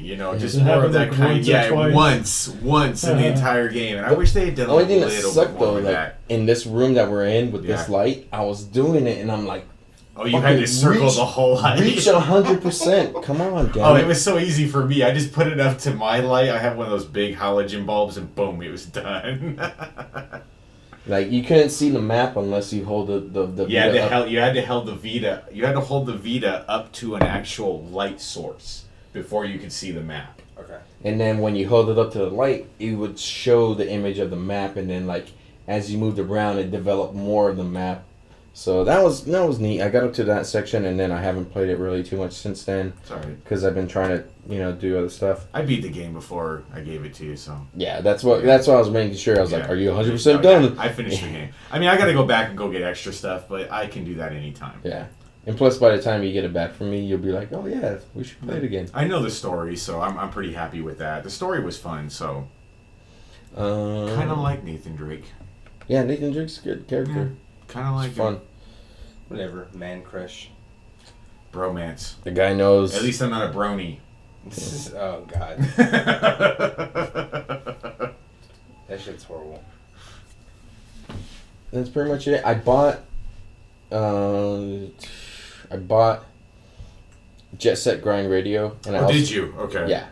So it's downloading, but I haven't had a chance to play it yet. I also bought Tokyo Jungle, and I checked out. I downloading the Starhawk. Are you doing the Starhawk? Yeah, I gotta get The that too. free version of Yeah, the Starhawk. free version. On No the multiplayer. on the iPad, I've been playing 2 games pretty religiously. I'm gonna guess one of those is Simpsons Tapped Out. Simpsons Tapped Out. Huh. It's fucking Farmville for For the Simpsons fan. For and the that's Simpsons what I love fan. it for too. But I've been playing the shit out of that mainly because my wife's into it also. So it's Yeah, something which is that really we're, cool. We're, I'm glad we're Liz both is really into it. Yeah, I'm glad Yeah. Liz is into it. And then I've been trying to get more people. I like the fact that it links my EA Origin account with it. So anybody that has EA Origin, they can link up with me Visit. and visit each other's Springfield. They do a really great job of like just telling the story, but it's like a little tiny simple story. Yeah. There's not a like, oh, I'm It's just playing it. basically Springfield blew up. You gotta rebuild it. Yeah, Springfield blew it up and you gotta rebuild it. And once you unlock the characters, you're wanting to unlock new characters, but I'm fucking fighting it so hard not to spend money. I have to admit, I was surprised. I'm sorry, my girlfriend. I'm gonna put you on blast a She little did. bit. I saw. She did not buy, but she did spend her donuts on the squeaky faced teenager. Yeah. She did. I was like, how the fuck did she get him? She spent her donuts on him. How much was he? 15, I think. Oh, not bad. 15 donuts, not too bad. Not Well, too see, bad. now What? you get pink, okay, pink sprinkled donuts. Okay. Let me They're like reiterate gems this. or He was crystals? originally known as the pimply-faced teenager. Okay. With a high squeaky voice. Yeah, yeah. Because of PR issues, they had to change his name to the squeaky-voiced teenager. Yeah. Because pimply is degrading. Basically, what it is in the game, they're rare, but you get the pink sprinkle donuts. And the pink sprinkle donuts are... They have the monetary value. Yeah, exactly. So you spend $10, you get like 10 sprinkle donuts, or 20, whatever. Yeah, whatever Or you can get them like one every like fucking... Every level. Yeah. So every level you go up, you get one, or if you happen to get a mystery box. When you level... See what he did? Yeah, I know I did. He just held his finger up and said, "Hold on," because you got it wrong. You're now he's karate chopping in there. You're telling the people the wrong shit. You are threatening both of us right now. Before level 13 or level 12, you get 2 donuts when you level up. After that point, you get 1 donut. 1 donut per level. So as you build up the donuts and you save the donuts, and you don't slap me. Once you build up all the donuts, then you can buy more stuff. But some of the stuff, yes, like Duff Brewery is 200 donuts or 150 donuts. Very expensive. Yeah, but just like all those games. Fuck that. I was trying to reiterate, every now and then you get a mystery box if you sign into the game enough. And very rarely, which I do every day, might end up with a donut. Very rarely. Very rarely. A donut? Yeah, a donut. Very rarely, you might end up with a donut. Shit's like fucking digital crack, dude. It is. Yeah. That's how all those games are. It's The Simpsons, and the writing's funny. Like, when you make the comic book guy to be, you spend 8 hours role-playing, and he dresses up as a Star Trek guy, and he's running around, and he's shooting shit, and he's fucking, like, pretending he's shooting a laser. It's funny as hell to see him walk around and do that shit. So, I've been playing the fuck out of Simpsons Tap Out, and I've also been playing the hell out of Ticket to Ride. Apple gave it away for free, the phone Pocket Edition, and I picked it up when it was for free. I emailed a bunch of people, and I was like, pick it up, just go out and get it. Yeah. My wife picked it up, didn't like it. I'm in love with this game. It was a board game, Ticket to Ride. It's a recent board game too. They made it a couple years ago, and they made it into digital format. And this game's so much fun. I literally want to pick up the iPad version. It's like $7 for the iPad version. Fuck. But the simple basis. The small one was free. You have the United States, and there's different railroad tracks that you have to go. You can go from one city to the next city. Basically, you're a high entrepreneur who buys a bunch of slaves and makes a Grand Central Railroad station. Not like in that. In color. Not like that. Not like that at all. What you have to do is you sit there, and you'll have like a pink train, a red train, a blue train, a yellow train, a black train, and a white train. And if you have multiples of those colors, so say you had 2 black trains, you can lay it down on a section that only requires 2 tracks. Yeah. And then you put it down there and you get 2 points. If you put it down on a section that needs 2 black trains, then you'll get, I think, like 4 points or 3 points or something like that. It's a little bit. It's like an extra point on top of that. Now, your basically is you get these tickets at the beginning of the game. You have to get at least, you start off with 2, the minimum of 2. You can get all 3 if you want. But you have to connect cities from each other. Now you have the opponents in the game that you have to also take it, make sure that they don't take the train track as well. Yeah, someone else can block you while you're trying to make your path. But if you're playing with more than 3 players, in sections where they allow double tracks, you can run 2 trains. Which I saw a couple of those. Yes. Yeah. And you can do that, but still, once the double trains are on there, that blocks that path, and you can't go no more. Yeah. So, I mean, the one thing I like about this game is that it's a really strategic board game that's been digitalized, but it's very fast. Like, I've been playing it's quick moving, yeah. I've been playing it, and it's very, like, I literally 10 minutes for a game, and I'm like, bam, and I'm done. Like, every now and then you get those, like, wild cards that can help you make an end of a track if you need it. Yeah. There's the locomotives, and the locomotives, what they'll do is they're a wild card. So say you needed to lay the train on a 4-section, like of, for example, pink. There's 4 section of pinks that you have to lay down, but you only have 3 of the pink trains. The locomotive will count as the 4th pink train. Now, you can... a pink tunnel as well? There's a pink tunnel as well.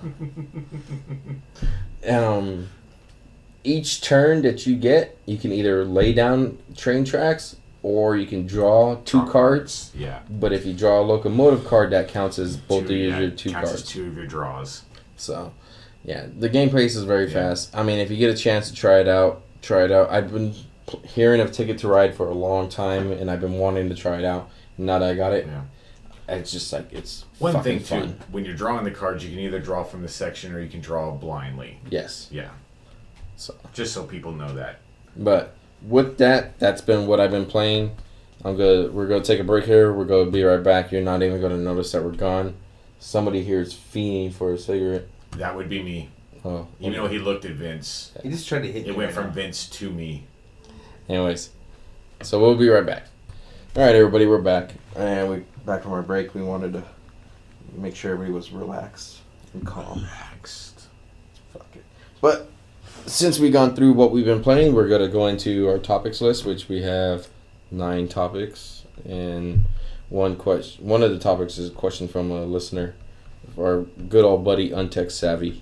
So, but first off, we're going to start off with EA buys the app for Battle Log, for EA's Battlefield Battle Log. Yeah. They're the studio that makes the app. You know. Yeah, they actually bought the studio that makes the Battle Log app for Battlefield 3. So this app wasn't official before? I think it was official because EA had been hiring them to do it. It's just now that they actually own it. Yeah, they just acquired a company for it. Now, I love the Battle Log app. Jason, have you ever used it since you played Battlefield? No. I was like, because I was one of the PC version basically when you log in has all that shit on the front page. I think Mikey likes to fuck with people because when we end a match and he tells people like how many headshots they got, they're like, "What are you talking about?" How do you know that? Yeah, it's on the internet. It's on this thing called the internet. Perhaps you've heard of it. You should be like, because I'm standing right behind you. Yeah, I'm right there. I'm counting every shot you make. Breathing on your neck. Looking at you through your I don't window. like you. I don't like playing with you. First slip, you're out of here. You only got 17 headshots. It's like a 12-year-old kid. But I was, out of our friends, I think I was one of the first people, one of the first people that tried out the app, and I was just like, okay, and I started logging onto it. You know, other people like Max has been using it forever, and they're just building up their clans and their friendships on it, and a place where they can meet up and they can all conversation together and see where they're at. And then once I started seeing the benefit of it, like, it tells you your stats, read out who was the best engineer, who was the best sniper, who was the best fucking, and like, out of our friends, what we play, 5, 6 people, sometimes 7 people deep. Right. Deep, bro. Deep. Like, deep, balls, motherfucker. balls deep. Shit gets dirty. So when we're in there balls deep, and they ask us, or they don't ask us, but like after we get done through a match, I'm like, hey, Chota, you got best engineer, or you got best, Mumbles, you got best support, because Mumbles is the best supporter of all. He is. He probably should win an award for that. Yeah. Like of all time. They probably gave him a medal. Like I'm saying, like in real life. In real life. EA takes him down to the studio in the limo and fucking hand presents him an award. They should make a fucking dog tag that's called Human Spawn Beacon and give it to him, because he literally is like, alright guys, I'm hiding, just spawn on me, I'll stay alive. He's like, he sees all of us go down, he goes running into a corner, and then he's like, alright, I'm alive, you guys spawn on me when you're ready. Seriously. And he's like really reliable, he's always there. And if you're like, oh, I need ammo, he's like, go right there. Like every time. He's my uncle, he's fucking awesome. He's like, I dropped some ammo right over here by the ATM machine. We're like, all right, we'll fucking run over to the machine. that fool just appears out of nowhere. You need ammo? Where the fuck did you come from? He's like, my javelin's not logging on to them. I'm like, give me a minute with the SOFLAM. Well, I got him in sight. You better hurry up. He's fucking awesome. Fox 1. Fox 1. Box 1 and Box 2. So, that's, pretty great that EA is buying that. I hope there's other features that they can implement with other games like Need for Speed, maybe some Dead Space or something like that, some type of app where you can feature and you can monitor your actually status. having the studio, it does open them up to doing other apps for other games. I would use it, but I keep having problems logging in that shit, dude. Like, I've been trying to, log in on my... You log in with your PlayStation Network ID. I tried, dude. I tried to do it on my phone. I wanted it more on my phone than anything else. It was giving me problems. It was just like really frustrating. I know you said at the time, like right around that time, you said that their servers were down, so maybe that might have been the issue. Mm. I haven't checked since then. Yeah, I go in there and I monitor all the stuff, what's going on. It's always telling me Now, it's the like phone, wrong the phone app password. is not as detailed as the web page. The web page is constantly updating as soon as the match is done, and then it sits there and it tells you, what's who was the best players and who was that, who won the points. You can add people for friends and stuff like that. The one thing I look for is how I cheat the system a little bit. Is to get the most points in the match, I will sit there and look at which guns I need to upgrade. Okay. So I'll sit there and say, this gun I haven't got any upgrades, but you know what? If I get 20 kills, I'll fucking unlock like 3 things. Right. So each thing you unlock, you get an extra 2,000 points. Okay. So or 10,000. It depends on whatever the fucking. I don't think that affects like your MVP score. Doesn't affect my MVP score, but it affects my overall score. Your XP for what you unlock. For my XP, for not just for what I unlock, but just my XP in general. Exactly. To level me up. Exactly. So what I'll do is I'll just, bam, bam, bam, I'll unlock 3 things, and then I'm like, I need 2 more kills with the shotgun, and I'll unlock another scope. Bam, that's another 2,000 points. It's like information you normally don't know about because it doesn't tell you like what your next attachment's gonna be. Yeah. So you have all these weapons you've used before, and then probably like got it almost leveled up, and then like started using something else. This thing tells you like, then you're right. Like when I looked and it gives it to you in an order where it's like the top like shit that's about to be leveled up down to like shit that's like not unlocked at all. Yeah, not unlocked. So I'm like, fuck, dude. Like there's like 6 weapons. If I get like 1 kill, that's a fucking attachment. Yeah. And that's XP.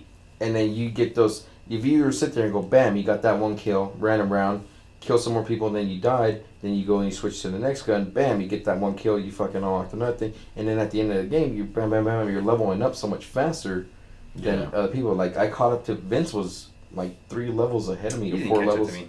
I caught up to you. Not in spirit. No, Nice. I got spirit. So Well, anybody can level up. anybody. Anybody. Well, anybody can level You up. shine a turd long enough, it'll shine.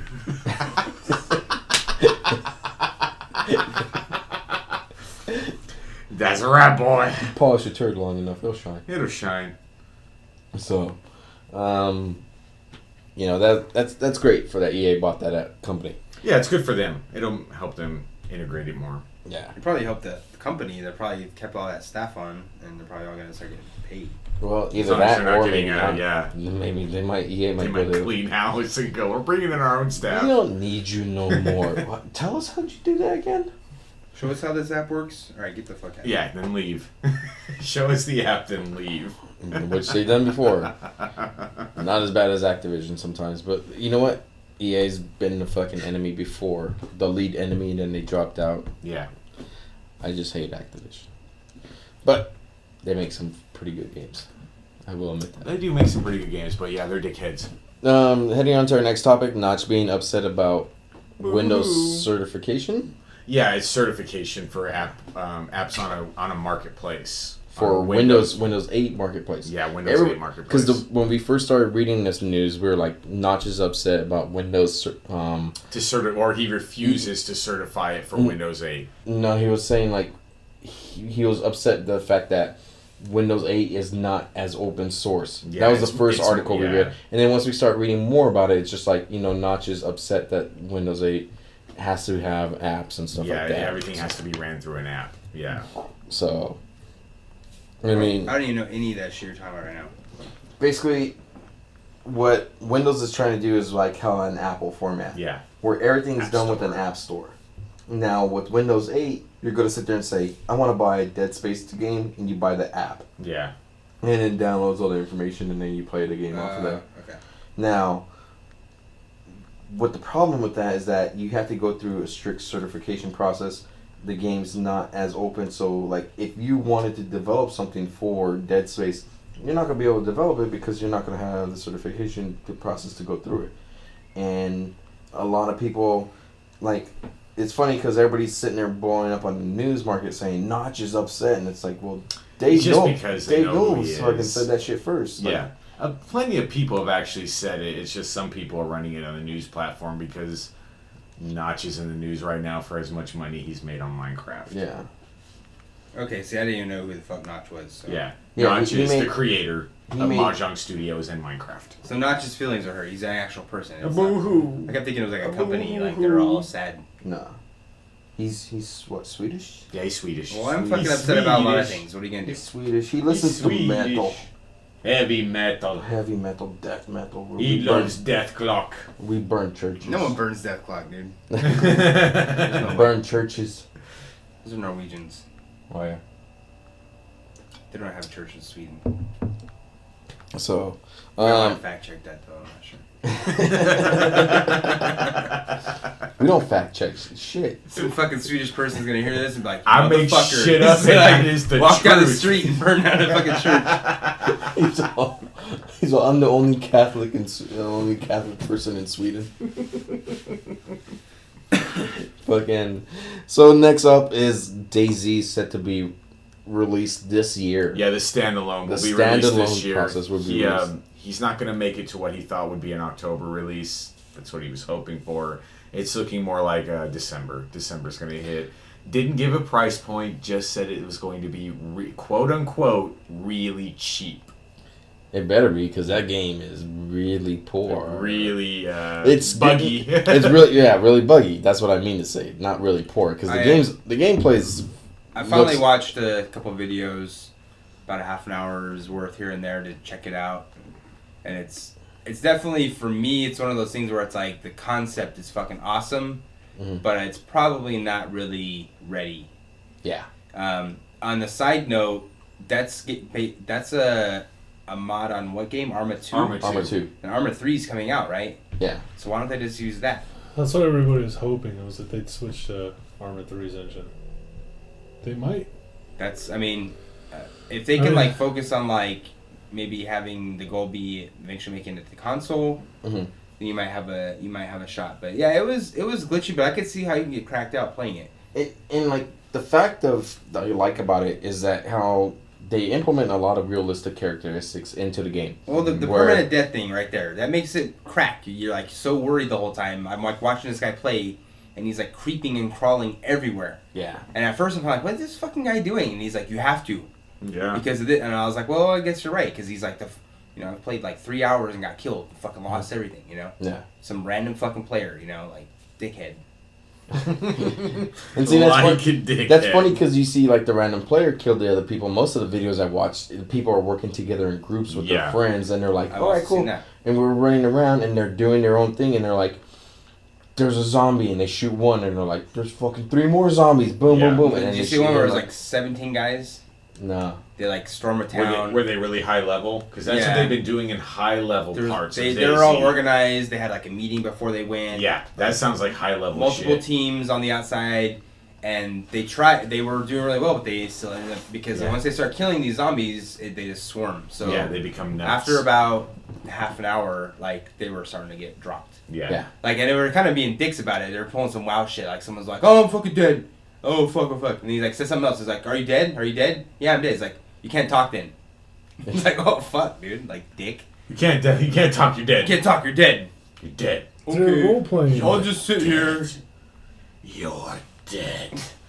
But overall, I could see why. I could see Don't talk. the crack level. You know, like if they could like smooth that shit out, dude, it's fucking on. We'll see. And Like, the funny thing is I saw 2 guys get on a motorcycle, and I watched my friend The Claw, and he'll have his live stream going on, and he's like, all right, I'm live streaming, and then I watch his live stream, and he hops on a motorcycle, and him and another guy, and their arms are just like perfectly out from the motorcycle. They're not even holding the handlebars, and they're both riding on the motorcycle, riding around. I was watching a guy on a video that was in the truck, and it looks like the hand is down here, and you just see the wheel going while the hand's going, and his passenger's just got his hands in the middle of his arms, like he's like worried about what's going on. in contrast, I seen a guy just like a random video, and he's like cruising along, and he's like, "Oh fuck, there's an SUV down there." And there's like this like black Escalade looking thing with rims, like nice. Mm-hmm. He goes down and he's like, "Dude, fuck." Like, you know, he expected it not to do anything, like it wouldn't drive or get in it. He got in, the motherfucker took off, he's like, "Oh, I got a fucking SUV!" He's like on the mic with his friends, and they're all like hooting and hollering and shit, and it looked fine. It looked great. But And now they're implementing planes and helicopters in this shit too. So yeah, like, that's the new patch for the add-on. I seen a really kind of funny video where there's like this sniper, and I guess when you speak, it's like everybody can hear you on the server. Yeah. And like a voice mod. So he'd like hang out like in this particular little town on top of a roof, like a 5-story building, and he'd wait, and people would come along in the towns, and you know you'd see him come through, and he'd be in the building. You could see him from far away. He'd be like, got this demon voice, like, "Oh, I see you." Like I would like stop, start looking around, like you could see him in this building, start to panic, like where the fuck is he? And he starts saying all this shit to him. I see you. Oh, you can't get away from me. Your soul's mine. Like saying all this shit, and then he'd fucking kill him, and then someone would like come along and like see the body, like walk up to the body, like, I see you. Like, don't touch the body, it's mine. Like fucking, it's going on for like, it's like multiple people he's doing this to, dude. It's pretty funny. I like that. so, but if it gets released this year in December, then I guess I'm fucking spending some money in December. Yeah. I'll pick it up, you know, when it's a standalone. Yeah, I'll pick it up standalone. I wasn't gonna go and get Arma and all that. I downloaded a bootleg version of Arma 2 and the DLC and all the stuff for DayZ, and there was like a fucking laundry list of things you have to do to get the game to run, and I was just like, yeah, fuck Yeah, because you have that like certain packs for it, right? yeah, but not only that, you have to not just certain packs. The way Arma 2 works is that if somebody was to download it, as you install it, it progressively changes the game format to where it has to connect online and register that it's not. I'll wait for a valid standalone. PC purchase. So, Capcom announced that Resident Evil 2 will get an HD remix if enough people will tweet about it, Which one? message them. 2. Resident Evil 2. Oh. So we'll get an HD remix if enough people care about it. They'll spend the time and do an Okay. HD remix of it, which I sit there and say everybody go out there, fucking message Twitter, Capcom and say you want Resident Evil 2 HD, Yeah. because that was one of the most fun games. I remember when Jason first got his PlayStation and we were playing Resident Evil. Then when Resident Evil 2 came out, we were playing it, and the fact of, you know, you can start off one side as a guy, the other side as a girl. It was a different story format. Like, that was just something I've never seen before. Yeah. And the gameplay, you know, the crocodiles, the whole area, just being able to explore. You know, and the controls were pretty much like what Resident Evil 1, where it's like you walk into a room and the camera angle would always, you have to change the camera angle. That, you know, how It was fixed camera. it was fixed camera, so as you walk into a room, if you kept on pressing in the same direction, you would sometimes get caught in that loop where you're going in and out of rooms. Yeah. Yeah. But No, actually, no, that one didn't do it. That Yeah. was Devil May Cry. The Devil- first Devil May Cry did that. I think it did. I thought I did it on Resident Evil 2. No, also. because Resident Evil times. had helicopter controls. You would like go into a room, and then like you'd be, instead of normally be going forward, all of a sudden you're going towards the camera, so you're still pushing forward, and you go backwards back into the door. Like, fuck! And you go back to the door, and you'd be pushing forward, and then as soon as you went through the door, you're coming towards the screen, so you're pushing in the opposite direction, and go back out the door, like, motherfucker. It did it a few times. Maybe. It had different controls than Devil May Cry, because Resident Evil had helicopter controls, where no matter which way your character was oriented, up was always forward. Maybe you're right. Maybe we're thinking of a different It's game. Devil May Cry. Devil May Cry Part 1 I never still played had that, but there might have been another game where it was like, some levels where the camera was fixed, and when you went in the room, because Devil May Cry had joystick normal, what we're used to nowadays, so if you ran into a room, he would come out this door, and then all of a sudden you're pushing that way. So in one room, you'd go in the left, like you're going and you away were from you, pushing you left, push up to and go then when away. he come out the door, you were pushing left still, and he ran back in. Exactly. Yeah. No, I remember Resident Evil having problems like that too. But no, I think he's right though. I think up was always forward. No Yeah, matter it what. was helicopter controls. It was like fucking desert. Like no matter what direction your character Warhawk. looked, you Old pushed up to go Desert. forward. What was that old desert? Desert Strike. Desert Strike. Either way, we know what you're talking about. With that, I remember dealing with that before with some particular game. But the puzzles were challenging. I mean, the whole entire area, Raccoon City being fucked up. Yeah. No, it was a fun game. And that was when the first time you see the... Which one is it? The ones that look like they're... With the tongues. The With the liquors. tongues, the liquors. Yeah. coming at you, and you're like, Yes. what the fuck is that? Yeah, It's that, just I mean, I do have to licking it. admit, that was one of those games early on where it did set a mood. It was pretty fucking freaky. I didn't play the first one. It was very hard and challenging, but, like, I would always figure it out. And, Yeah, it was like, pretty suspenseful. it was challenging, but it never punished you. Right. No, like- it was challenging because it was hard. It would take me a few times, maybe more. Yeah. And I also like the fact that the guns would level up accordingly, so by the end of the game, you had this fucking ridiculous, like, Handgun. pistol that would just like blow the fucking things' heads off. Like, fuck yeah! You know, it's like payoff. Like, Yeah. you need that. You need the guns. You need the game to progress to where it gets harder, but it also gets just more of a payoff to it. You know, Yeah. like you More of hit a- him and his fucking head explodes. And you're like, thank you. I don't have to shoot him fucking 6 times. You know, like. I remember fucking seeing, like, walking into one of the rooms, and it was this long alleyway, and I was just like, and it was like a scene before that you seen, like, a bunch of lookers, like, moving, like, their Yeah. silhouettes of them, Yeah. like the arms and shit like that, and you know, so you're just like, you're walking down this alleyway, and you're like, fuck, they're gonna be everywhere. And they just start coming out of the woodwork, so they're like, one right here, one right here, one right here, and you're like, ah, fuck. And they just put that tense into the game. But, Yeah, like So- crawling out the windows, and you just don't know what the fuck's gonna happen. so, message fucking Capcom, tell them you want, you know, They want to know they're gonna make money. HD remix. They want to know people will buy it. So, 1 second. Mm-hmm. You want to talk about playing? I gotta go outside real quick. I'll be right back. Playing violent video games, Playing violent video games. which was kind Which of funny. apparently, if you play violent video games, it makes you less likely to feel pain. Paraphrase what Mikey said. Paraphrase what Mikey said. Yeah, he's saying. Did you read it? I didn't read the entire thing, but I knew what he was actually saying was that they took a person who played a non-violent video game for about 10 minutes, and then they had him play a violent video game for 10 minutes. Each time, another group. Yeah, another group. And after that, they would have them, each after the gameplay, put their hands in basically a bowl of ice water to see how long their pain tolerance went.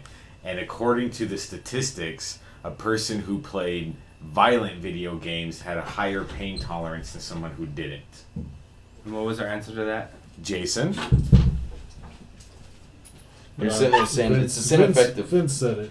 Or where's the Vince said it? Well, Yeah. when you play a fucking violent game, you're fucking jacked up. Yeah, you're pumped up. Jacked up on that happy juice.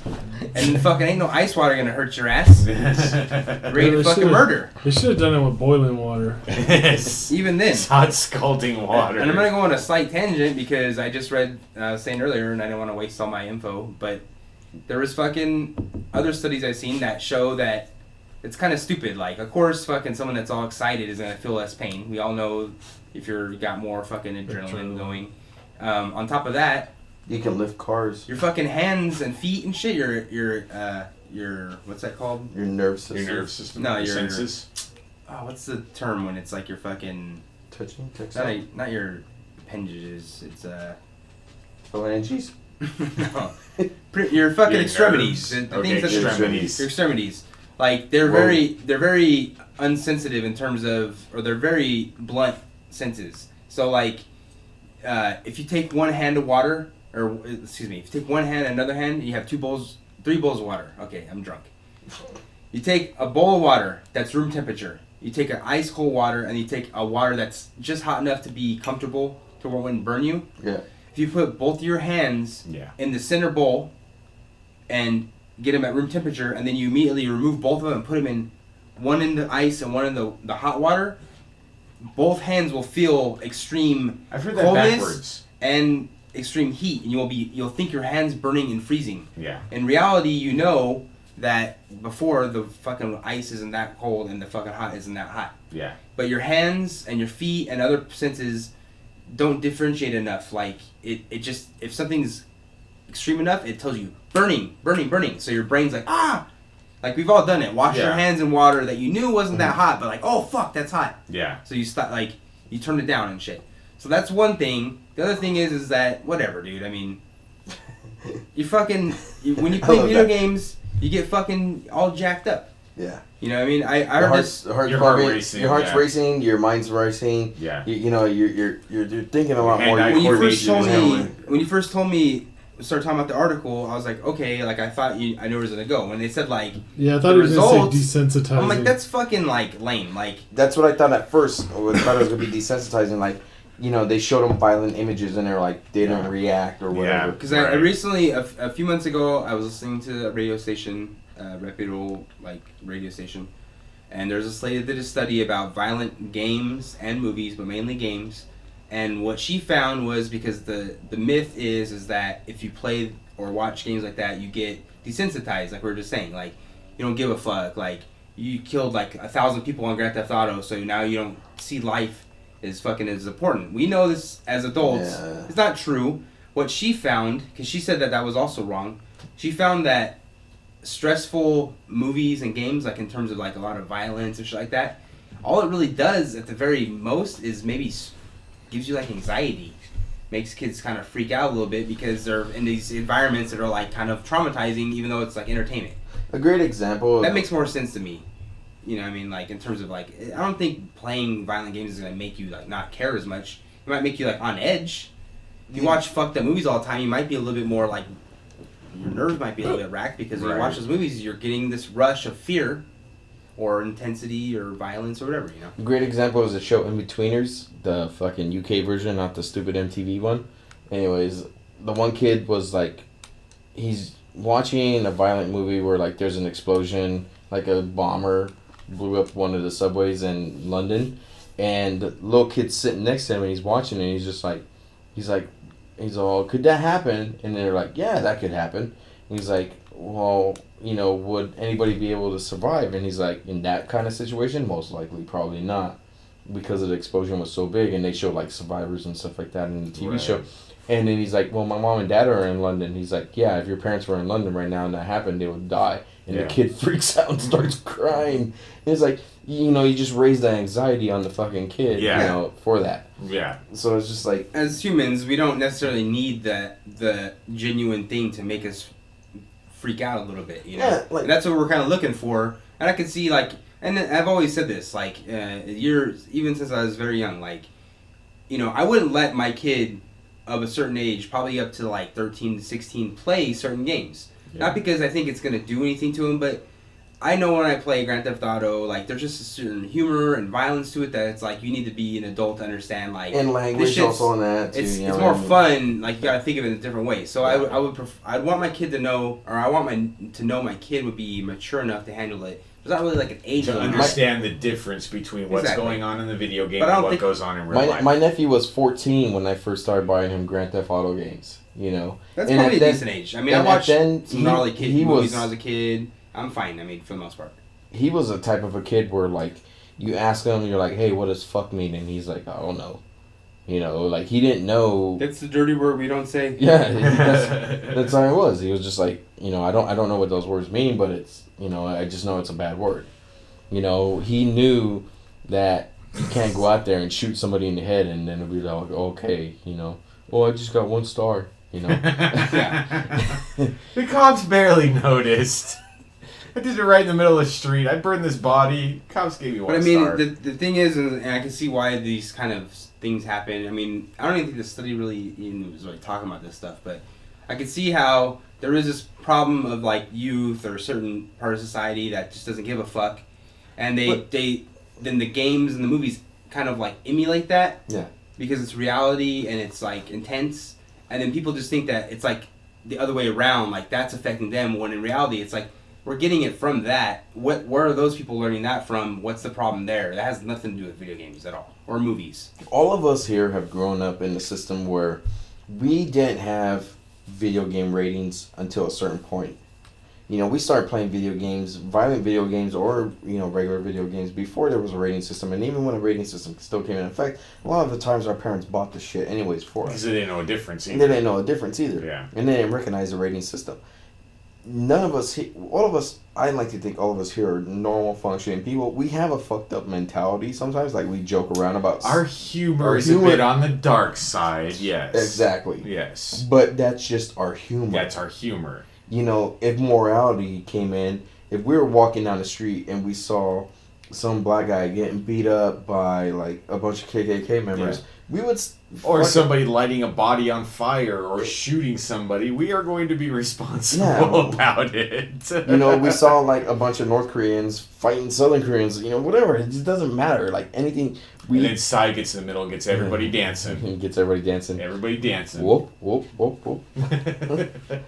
You know, all of us here would, you know, have some type of moral. You know, we moral would do what is responsible. But like one of the things you're talking about, anxiety, Vince, you know, my wife recently with like we live in Southern California, so we're earthquake prone, but a lot of the earthquakes that's been happening, it's a little bit higher number than, or not a little bit, but it's a higher number than what we normally average. Normally. Yeah. So with everybody else commenting and, you know, putting stuff, my wife got into a much more nervous sense than me, and she's like, you know what, we don't even have like an emergency kit. You know, it's about time that we start investing into an emergency kit, not going and go. Which should only consist of a handgun and a bunch of rounds of bullets. That's all you fucking need. Just go to my neighbors and rob them all. Got some water? Got some water now? There's an earthquake, Mike. You're like, hold on, I'll be right back. I'm going next door. Okay, we now own the neighbor's house and they're dead. Either give me water, I'm gonna kill you and drink your blood. But I would too. I've been buying like some of this, you know, just to ease her like the simple survival stuff, and because I asked her, I go, do you want to go fucking nuclear crazy on this shit? You gonna get a bug out plan or what? I was like, we can do the bug out shit. Fucking Bug out bag. Yeah. You need a bug out bag. You need a shotgun. You need to start got building those a also. Yeah, bunker. good. Get you some fucking blue suits to wear. But Blue jumpsuits. you know, just simple survival kit stuff. But like, it's just putting her at ease because anxiety of an inflation or something else. Yeah, something else that might happen. May or may not, but yeah. Good to be prepared. In the meantime, I'm like, the only thing we really need is a knife and bleach. and a gun. And duct tape. Duct tape solves everything in the world. It does. You can make a boat out of duct tape. Yes, you can. Mythbusters. I seen that episode. Yeah. You can make a yacht. She's like, why do we need bleach for? I was like, because you can pour bleach into the neighbor's pool and we have drinking water. She's like, nah. So. I mean, to kind of wrap up the point is, like, they always keep doing these studies, or they do these laws where they, like, want to, like, I love the, like, it's been a few years, but I like the, like, when they're like, oh, we gotta make it to where only adults can buy games, so we're gonna card. I'm like, oh, please, fine. Like, I don't care. Seriously. Like, I'm an adult. Right. I'm, like, don't worry about me, you know? Like, yeah, if you want to worry about kids, like, Yeah, that's fine. They're not worrying about you. They're worrying about little kids. but it's like just the studies and the tactics And and the laws. common sense and funky studies. Yeah, it's like, I bought my nephew Grand Theft Auto 3 when he was 14. Mm-hmm. But I knew that he was able to understand it and not sit there and go, you know, take it a step further like some people will. Right. You know, or some people use it as a cop out. Well, Right. fucking, I did that because I played violent video games. You know, whatever. Yeah. And it's just like, you know, when I was working at Best Buy and when I was young, you know, back in 2004, 2005, 2006, you know, when Grand Theft Auto came out, some other people were like, hey, my son wants this game. And I was like, well, how old is your son? And they're like, my son's 12. I was like, you know, this game is very violent. It has, you know, cussing and swearing. It's like, if you want to get it for him. Prostitutes. Yeah, it has prostitutes. Guns. I was like, you want to get it for him? Gangs. Like, have you Go ever ahead. seen like there's like a range of movies. Like, have you seen these movies before? No, then you probably, if they're fucking watching like Dora the Explorer still, they probably don't want to. You probably don't want them playing this shit. Yeah. Yeah. If they're watching Sesame Street, you don't want them playing Grand Theft Auto. Does your son believe in a religion? Any religion. Any religion at all.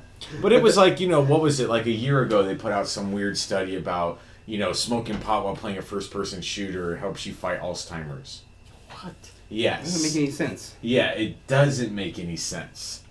But there's a part of it that is common sense, because if you constantly played Call of Duty, or any game for that matter, you constantly played that game, and maybe you were a little bit nulled in that sense, but you're still playing the game normally, well then you're going to remember every responsive measure. So yeah, you're going to remember everything about the Yeah, you might game. be making like new like brain receptors and shit like that. Yeah, exactly. Or just keeping your brain active. But there's like a woman out in Japan that plays Nintendo all the time to fight off her Alzheimer's. Just because it keeps her brain moving. Yeah, new receptors. Hey, Yeah.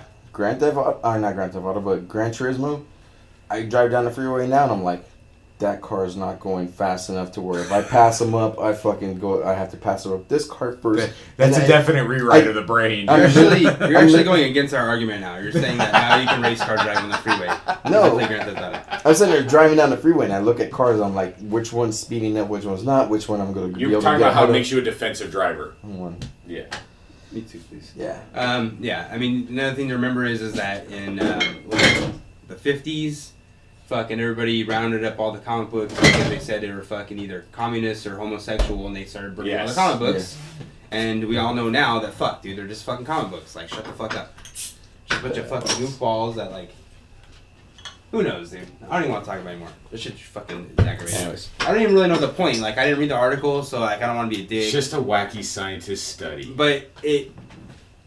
Like, it's... it's just funny. Like, of course, like we were saying before, if you fucking just wake up from sleep and put your hand in a thing of cold water, you'd be like, what the fuck? Yeah. If you fucking run a marathon and put your hand in cold water, you can be like, that's the fucking best. That's the greatest shit ever. Yeah, so there's like, going to be a difference. Pour it all over my body. Your mood and your physical state, of course, is not. And even a fucking thing of ice water is not painful. Why don't they cut him in the face? Why don't you, here, play My Little Pony. Now I'm going to cut your ear off. Now you play Modern Warfare. I'm going to cut your ear off, but the kid won't let him cut the ear off because he's going to fucking shank him real quick. Yeah. Because his perks are high enough. Because it's Call of Duty knife. Anyways. I learned how to stab people in the neck. So, it's on to YouTube. Talk about the Steam Big Picture. Big picture. I don't even know what that is, so... Honestly, what it does is it allows you, if you have your Steam or your computer hooked up to a monitor or a television, it actually just makes Steam work integrated with your television. So it makes things look better. It has a different kind of menu that makes it a bit more interactive to use on a television. At your house, it's a benefit because you have a 52-inch TV that's 42. But 42. Sorry. Yeah, thank you, though. 10 inches. Nice. They always say it looks bigger than it really is. It always is better on camera. 42-inch TV that's hooked up to your PC. Yes, and it's hooked up to your Xbox and PS3 as well. Admittedly, I never had a problem with the Steam store anyways, but this one, it is a definite improvement with being able to look for things. And now the menu has changed completely. Yeah, it actually is a kind of a side-scrolling menu. It does make like the mouse icon a lot bigger. It looks like OnLive. Yeah, thank you. OnLive, Xbox Live-ish. Yeah, it looks something to that effect. Basically, it makes it so you can read it from far away. Yes. So, like, if you were to play computer games in your living room, you have to get up close to look at the Steam. Yeah, if you're 12 feet away and you're trying to look at the PC basically model, you can't really read it. So it makes it very console. Yeah, and very big. Yeah, like you said, much bigger, so you can actually. Now, have you hooked it up to your TV, Jason? Because you have 3 monitors. I just use the monitors, so I just use it on the monitors. It actually, the stuff it does improve on, like just basically playing it, is on Steam on your computer. In order to get to your friends, you have to hit Shift Tab. Yes. And then it brings up the Steam menu that looks kind of clunky or whatever. Yeah. On the Xbox controller, or Xbox controller hooked up to the PC, you push the Xbox button and the menu pops up. It has all your friends and all that stuff, and it looks totally different. It's got a browser. Quicker integration to things that you actually care about, the things that you look at most often than not in the game. It makes it like a console. It's like you have a console. It really is, which I do believe will be probably what they're going to run in this. But see, like one of the things that Jason and I were talking about when we were heading out to the Wii U event was, the features of having a TV as a monitor compared to a monitor as a monitor. The monitor always looks What better. are the advantages and disadvantages of a monitor versus a modern day TV now? Your pixels are much closer together on a monitor than they are on a TV. Even though your TV might sit there and say, "Oh, you have fucking 1920 by 20," but it's fucking your 52-inch TV. It's fucking spread out further. Okay. There's a bigger gap in between them. So like my computer monitors are 24-inch. Okay. They're 1080p monitors. Right. So I have the same amount of pixels as a 1080 TV. So a 52-inch 1080 TV. Right. I have a 27 or 24-inch monitor. So technically, pixels are fucking small. So technically, if you wanted to have the same equivalent, the big TV would actually need to have more pixels to make up for that. So, or is it less space between them? No, it's just bigger. Okay, just bigger. Yeah. So like Bigger pixels. that's why you can Okay. sit in front of a computer monitor and you can't see the pixels, but a fucking TV you The get actual that close pixels are, and you're like, oh, bigger. fuck. Okay. So Yes. that's why when you have multiple monitors, it's not like my brother's retarded. He's always like, "Why the fuck you have multiple monitors? I just have a fucking 42-inch TV in front of my face." I'm like, "Yeah, but I got fucking 3 times the resolution you have, Right. and I can Through play- 3 monitors. Yeah, through 3 monitors. I got Yeah. 3 1080p monitors. Yeah. You've got one 42-inch 1080p Yeah. monitor. Okay, I got what you're saying. And then you have the space in between them. Now, most of the time when you play games, what was it? We were talking about the hertz. Like, the hertz, like, most of the games are 60 hertz. Yeah. Stuff running. So, when you're running your high-end 42-inch TV and you're running at 120 hertz or, Yeah. higher end, it's like, it doesn't look right on a game. Yeah, I've heard that. I mean, my TV That's- only runs 60 hertz, but yeah, I've heard that from people who have higher 240 or 120 hertz televisions. Yeah, and see people who run those and they play their video games on that shit like that. Yeah. You have to change it over either to a gaming mode or change your hertz down to for lower a console Yeah. because it doesn't make the game look right. You have a lag in between the video response Okay. and the control response. So there's a little bit slight differentiation, but what a lower hertz. And especially on a computer monitor, it's just going to look so much better. That's when you look at some games on a computer monitor, you're like, fuck, that shit looks amazing. Right. The water looks really clear. And then when you watch it on a TV, you're like, it looks good. Well, you gotta sit back for That's it. like Yeah. that's why I always when you go to the store and they have like GameStop, you go to GameStop, you go to Target and they're playing the demo of a game, or you can play a game on a little monitor like Yeah. that big, and you're like, it looks so crisp and clean. It doesn't look It's that good when because it's because it's a little Because it's a 1080p little monitor. tiny It's so It's like 1080p when you monitor watch with it on your okay. phone. yeah. Like on one of these, like on an iPhone, the video looks really, really good Yeah, crisp. because it's very, very small. Yeah, yeah. You know what I mean? Like Yeah. it's compressed. So. So Steam Big Picture's pretty freaking cool. It kind It of is- makes it me is want very to nice. build something. Or I almost twice thought about dragging my fucking computer out of the living room and hooking it up. Because basically I'm just playing it in my room. There Yeah. are a little couple things that are kind of buggy, like what was it? I forget. Oh, because you still can't start Steam. Like you still have to. Yeah, that physically is a problem. Start Steam on And your then computer. go in. and But I then think that's- click Big Picture. Yeah, click big. And then, But I think that's just because it's part of the Yeah. beta project. so eventually, it'd be nice to have a computer and you can fucking turn it on. Yeah, like you a can have it console already computer. auto started, so that way it comes up with only big picture. Which, yeah, I bet. But they'll it's got a probably do that. browser built in that works pretty good. It's got the normal. I know, thing. it's been The only loading thing- slow. Everybody's been running their Yeah. fucking shit on. No, it's already downloaded though. What's it called? Just loading. Did you search the store? I don't like the store on Big Picture. I did look at the store a little bit. I do have issues with that just Yeah. because it's still side-scrolling stuff. Right, But the store, normal Steam store, you can browse like. Yeah, you can really just browse, yeah. and browse and oh, what's that and what's this? The Big Picture store, it's like bestsellers list of 5, yeah, yeah, and then it's like top games or coming soon 5 list long thing, and there's Right. no more clicking, it adds more. So, yeah. but it's cool. Like when you click on Big Picture, it starts up like a console. It shows like this big like movie, like this Yeah. like digital movie that Yeah. turns into the Steam logo. Yeah. And it has like Looks the very icon. what I would call console-esque. Like as if It's you were pretty starting cool. a console, that's what you would get out of the Steam. And then it's got a built-in keyboard, which I have seen before. It's not the first time I've ever seen it, but it's Yeah. joystick based.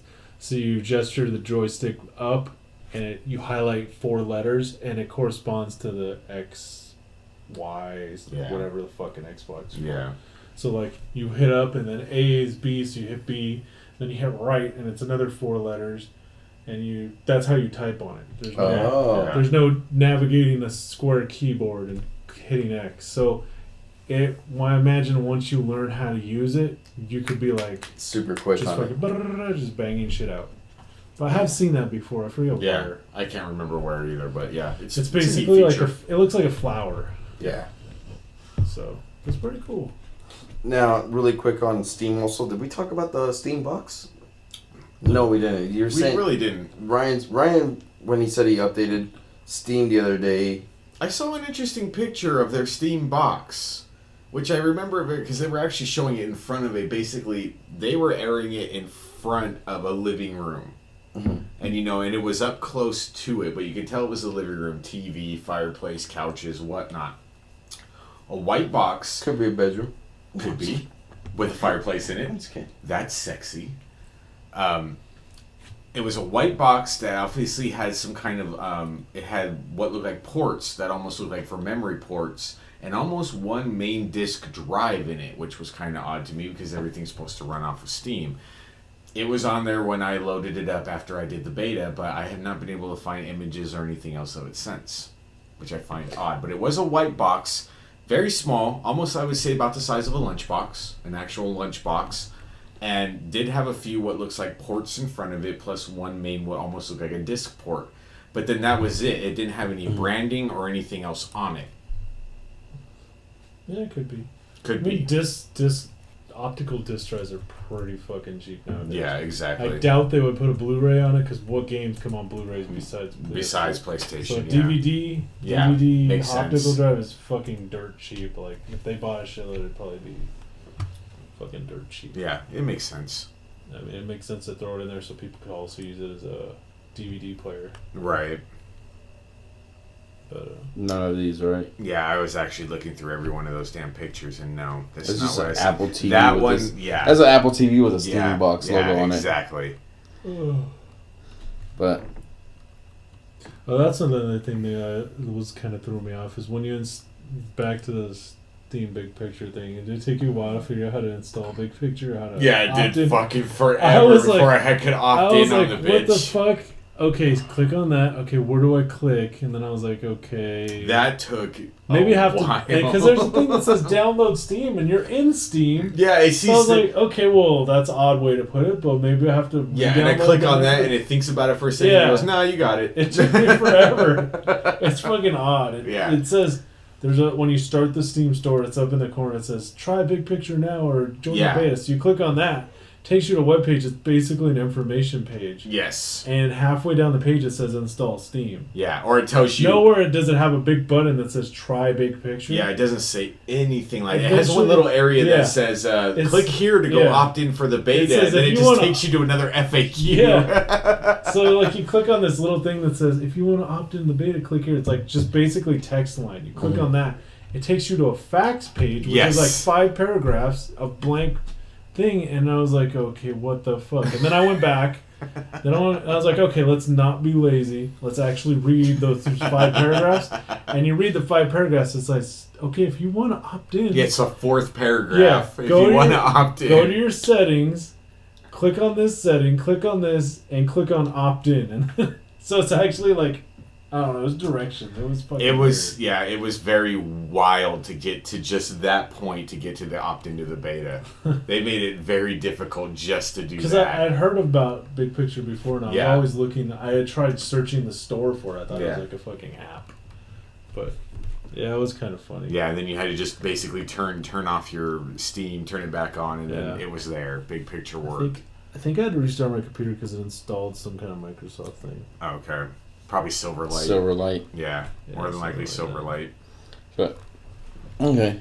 Well, that's just big picture from That's- Steam. So on to next real quick. Tokyo Gamescom was recently, and Sony announced a new PS3 hardware. It's a new slimmer line. It's going to be where a slide at the top and Yeah, you can top go- loading. top loading CD. And also they're going to have 2 consoles for the US market and 3 for Europe.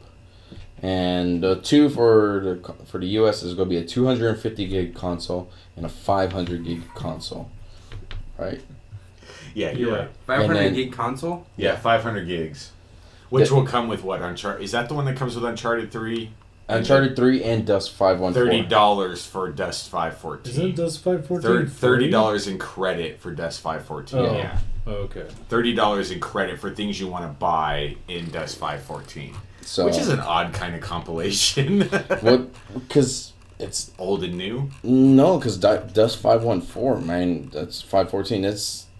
not that good of a game. It's fucking kind of It's like just surprising, yeah. But I guess they're really trying to push the Well, the hell out only way of this it would game. ever become better is if people started playing it and paying for it, and then they could start shove more money into it. yeah. But I mean, with the new slim design, I mean, for them to go a second slim model, Sony has done this before. You know, I laugh because they go, it's lighter. Like I'm gonna carry it around with me wherever I go. As I play my games, I shake it around. Yeah, I wear it on my back while I'm doing stuff. So, I don't know. I like the way it looks. No, it looks good. It is Yeah, a don't very get me good wrong. looking console for being a slimmer model and the way they No, designed it. I actually like the little door thing. It's The kinda sliding neat. door. Yeah. Well, it's better than like a pop-up door. Yeah. Which the old PS2. Now, Slim one thing did. nice though is that you can change the hard drive out on it because a lot of people were anticipating that you can't change the hard drive. Now, on the Europe is getting the same two models, but they're also getting a 14 gig Yeah. solid state. Yeah. Now, I thought it was 16 gig. or 16 gig. So 14 or 16, somewhere around there. It should be 16. 14 is a really odd number. So it's 16. So it's 20. 16 is... It's always in multiples of 8. Everything is. We're usually yes. You're right. Usually yes. Right, fucking Well, what it goes. beautiful Gig, mind here. 2, 4, 8, 16. Russell Crowe, 32. fucking beautiful mind. Anything else you Anyway. want to see a number key in? Would you like me to continue? Eh, So the 16 gig one has a 16 gig solid state in it. yes. Which is fucking amazing. Which would be cool because you can also shove a normal hard drive in it. Yeah. But they found out that if you shove a normal hard drive in it, it disables that 16 You gig. disable Which 16 is gig. fucking gay as fuck. How badass would it to be to have a fucking PS3 where you could put the game you play the most on the solid state portion Yeah. and load like that, Yeah. and then put the shit you don't play on the fucking hard The drive? hard But drive, not yeah. even that, just have the main operating system running off the solid state. Yeah, it probably wouldn't make that much of a difference because it's pretty Uh, quick anyways. I mean, pictures Well, I don't know. and stuff. Not just Yeah, pictures, but but like me playing a game and somebody messaged me and I have to hit the PS button and I wait for fucking 15 seconds and then Before it it goes pops up. boom Yeah. and then I go So- into the menu to where I can scroll over to look at the message and then I have to wait for the message to load. And then you got to go into the message and you got to hit reply. Wait another 15 seconds. Exactly. so either way, we're not getting that shit, We're not getting it, but and it's garbage. But Would you hear what also we're not getting? There's going to be red and blue Vitas. oh yeah, I saw those. Red and blue Vitas. But you could get those. You just import them. Yeah, you can import them, yeah, but they're just not being They're sold. kind of. They're I not don't being really like the marketed to colors. us. They're not like a. We're getting they're- a white one They're as really usual. flashy ones. Yeah. The colors are really flashy. Which I imagine for But the like, Japanese okay, this culture is the one makes thing more I want to sense. know about the new PS3s is current PS3s. I know on the old Fats, the fastest hard drive you could put in there that it would actually use was a 7200 RPM. Okay. So can you shove a solid state drive in these new PS3s and get fucking amazing speeds? Good question. well, you can shove a solid state in the old You could, but in it the old won't fat read. ones, but it all depends on the It band. wouldn't read any fast. Fast, yeah. They did tests and it was like fucking a second or two more fast. Oh, that sucks. In like a 10, 15 second load time, it shaved off like 2 seconds. Oh, that's bullshit. Where it should shave off like fucking at least half. Right. But like Ghetto. I don't know. Sony's kind of fucking stupid nowadays on hardware type stuff. Like the Vita, Which is odd because the that's Vita what they memory cards are capitalize fucking in. slow as fuck. Yeah, Which is maybe why Kazurai fucking left. maybe. But He didn't leave. He's the president of Sony now. no, he retired. Did he retire? Yeah, he was president of Sony for a little while and then he retired from the Oh. position. Well, he didn't leave. He just flipped retired. in. Quitter. He flipped in the Japanese version of the bird and walked. They gave him that fancy PS3. They give him that fancy So, PS3 with the have red you thing guys on the actually back. watched the videos how the top loader, the loader works? Yeah, slides, It slides from There's a button you push and it's like spring loaded. It goes shh, and then you push then it you have back. to You push it manually back. push it back. Okay. but it's pretty neat. Yeah, And because it's every kinda video weird, I but- saw, it was sitting up, so I thought that was just gravity Okay, dragging that's- it down. That's one thing. Okay, it's the freaking new PS3. You have to put the disc in sideways. Yeah. So you can't put it on the right side of your TV. Right. It has to be on the left side. Yeah. That's kind of a down thing. You can put it on Also, the right side, but you gotta have some room. I'll never put my fucking PlayStation 3 vertical again. Yeah. Okay. Yeah, everything That is mine a- sits no, horizontal. I'm gonna say that anyways. right now. That is a fucking pro tip. Never put your fucking PS3 vertical Or Xbox. or Xbox. Fucking place them horizontal. Place them horizontal. If your PlayStation breaks, take it apart, and you will see why it breaks. Is because the fucking thermal paste gets old and fucking drips and like runs down. When I took mine apart, I took the processor, the fucking heatsink off the processor, and I saw run lines of fucking of dripping paste. it didn't. Insulation This guy right paste. here. Yeah, it didn't drip, but it gathers at the bottom. Okay. Mine was gathering at the bottom and dripping onto the board. This guy's right here, his shit was fucking onto the board really good. And I was like, fucking, I was cleaning all around it, cleaning up Vince's PS3 when I did it, and then I flashed it, and then I put the new thermal paste on it, and it started up, and I told this guy, fucking, So never again will I could put have sold your shit. You know how much they sold the Metal Gear Solid one on Amazon for? Yeah. You Is it fucked the up. actual silver one? No. Huh? It's not the silver Not one? the silver one. Oh. It was a black one that was the Well, 80, then that one's just the an 80 gig with the PS2 The only backwards difference on compatible. that one is you could still play the PS2 games. If it was the silver one, those ones are fucking expensive. Those ones are expensive too, but I've seen a lot of the black ones, the 80 gigs PS2 backwards compatible still sell for a lot. Yeah, but Why would someone buy that shit? Because Fucking retarded. it still was missing USB ports and had People will shit. buy a lot of Mine things. has, mine You had might as well 4. get- his had 4. Oh, really? Yeah. Oh, shit. There was Yeah. something about it. It didn't have the that was- memory card reader. Oh, Mine had that's what it was. the SD card and all that stuff. It had like these, Pro stick. Did it have the Pro Stick? And it had SD? it had a bunch of No, slots. compact Yeah, so, yeah. flash. That's fucking badass, is it? That one Compact right there, flash. that PS3 It over had a there bunch of slots. has compact flash. and it You know had, why? Because there's 4 something USB. about compact flash. Like, photographers, They up love until recently, still love that shit. Is it the transfer speed on those or not something? just the transfer speed, but they can take a higher rate with the better pictures. They do better picture quality on it. So high res.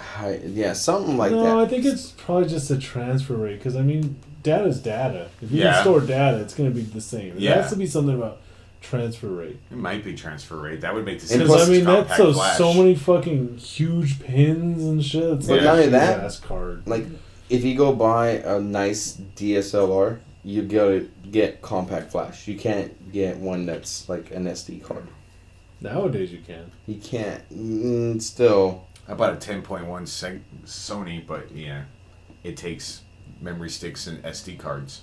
Yeah. Yeah. This compact flash is pretty much gone now, but it was kind of supported till a couple years ago. It's kind of weird because they're fucking huge. Yeah. But like, yeah, now the I have higher, to call- higher end Nikons. I have to call my friend They'll Summer take because she that has compact flash on her Well, that's camera. because hers is older. She doesn't have a brand new one. No, but I also told her. I said, Oh, well, ask her why? I asked her why one time. I said, Yeah. "Why don't you get an SD?" And she's like, "The difference." And she explained to me the difference on the picture quality. I forgot why, but So what are we talking about? Oh, the new PS3s. Yeah, we were talking about new It's PlayStations. actually kind of neat.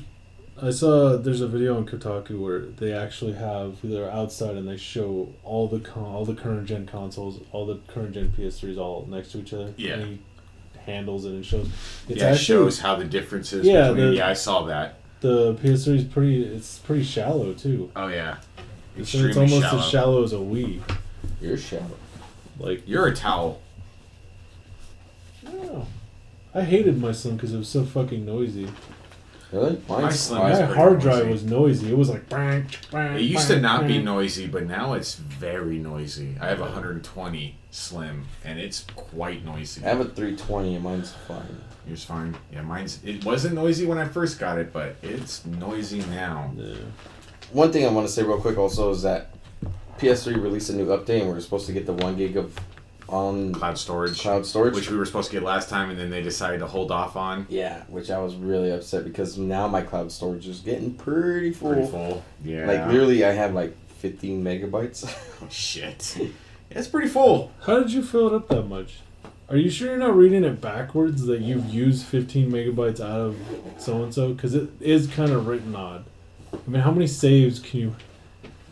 That's what I don't get about 1 gig. All you use is save files. Yeah, I think it's only strictly safe Some files. can be, Strictly some can be save big files. though. You'd Yeah, be some are pretty surprised. big. Like Grand Theft Auto are pretty freaking big. When you have multiples of Grand Theft Auto, multiple different saves. And that might be it too. Is also people who do cumulation of saves, which also could eat up a lot Well, of. Grand Theft cloud Auto space. doesn't. There's multiple saves on Grand Theft Auto, but it's But one they're huge save file. Yeah. It's not. You don't don't go to Grand Theft It's Auto multiple different saves. that are all huge. Yeah. So the same profile, Yeah. you just resave in a different spot. Yeah. No, I don't think so. It's When you look, In- we'll okay, load it up. We'll we'll load go it up look. afterwards. We're gonna fight. We're gonna fucking Put on the fuck. suit. Anyways, we'll go ahead on to the next two topics real quick. We'll go try and knock out both of them. Maybe. We're getting close, a little over the 2-hour mark. We are a little. Last time we went to 220, so Yeah, we We're 33% over the 2 hour mark. Nintendo invited Ryan to a Wii U event, and Ryan was nice enough to invite 3 of his friends. So Not me though. no, because you I don't might have, have gone. you don't have a badge. He invited his woman and Jason and I. So you're saying we have badges? That's pretty much what you just said. I was waiting for where this was gonna go until Mikey dug himself into a hole. I've been drinking way too much. So, I did invite my girl, You and want I to did leave so you invite can Jason shove the bottle in and your Mikey. badge? We're I about don't like crowds anyways. He was jonesing. should have just not invited his girl and friends. But anyways, it was held in Wii U experience, yeah. Santa Monica and Los Angeles. Now this isn't the only one though. They had ones in New York, Chicago, New York. Yeah, they had a couple of them.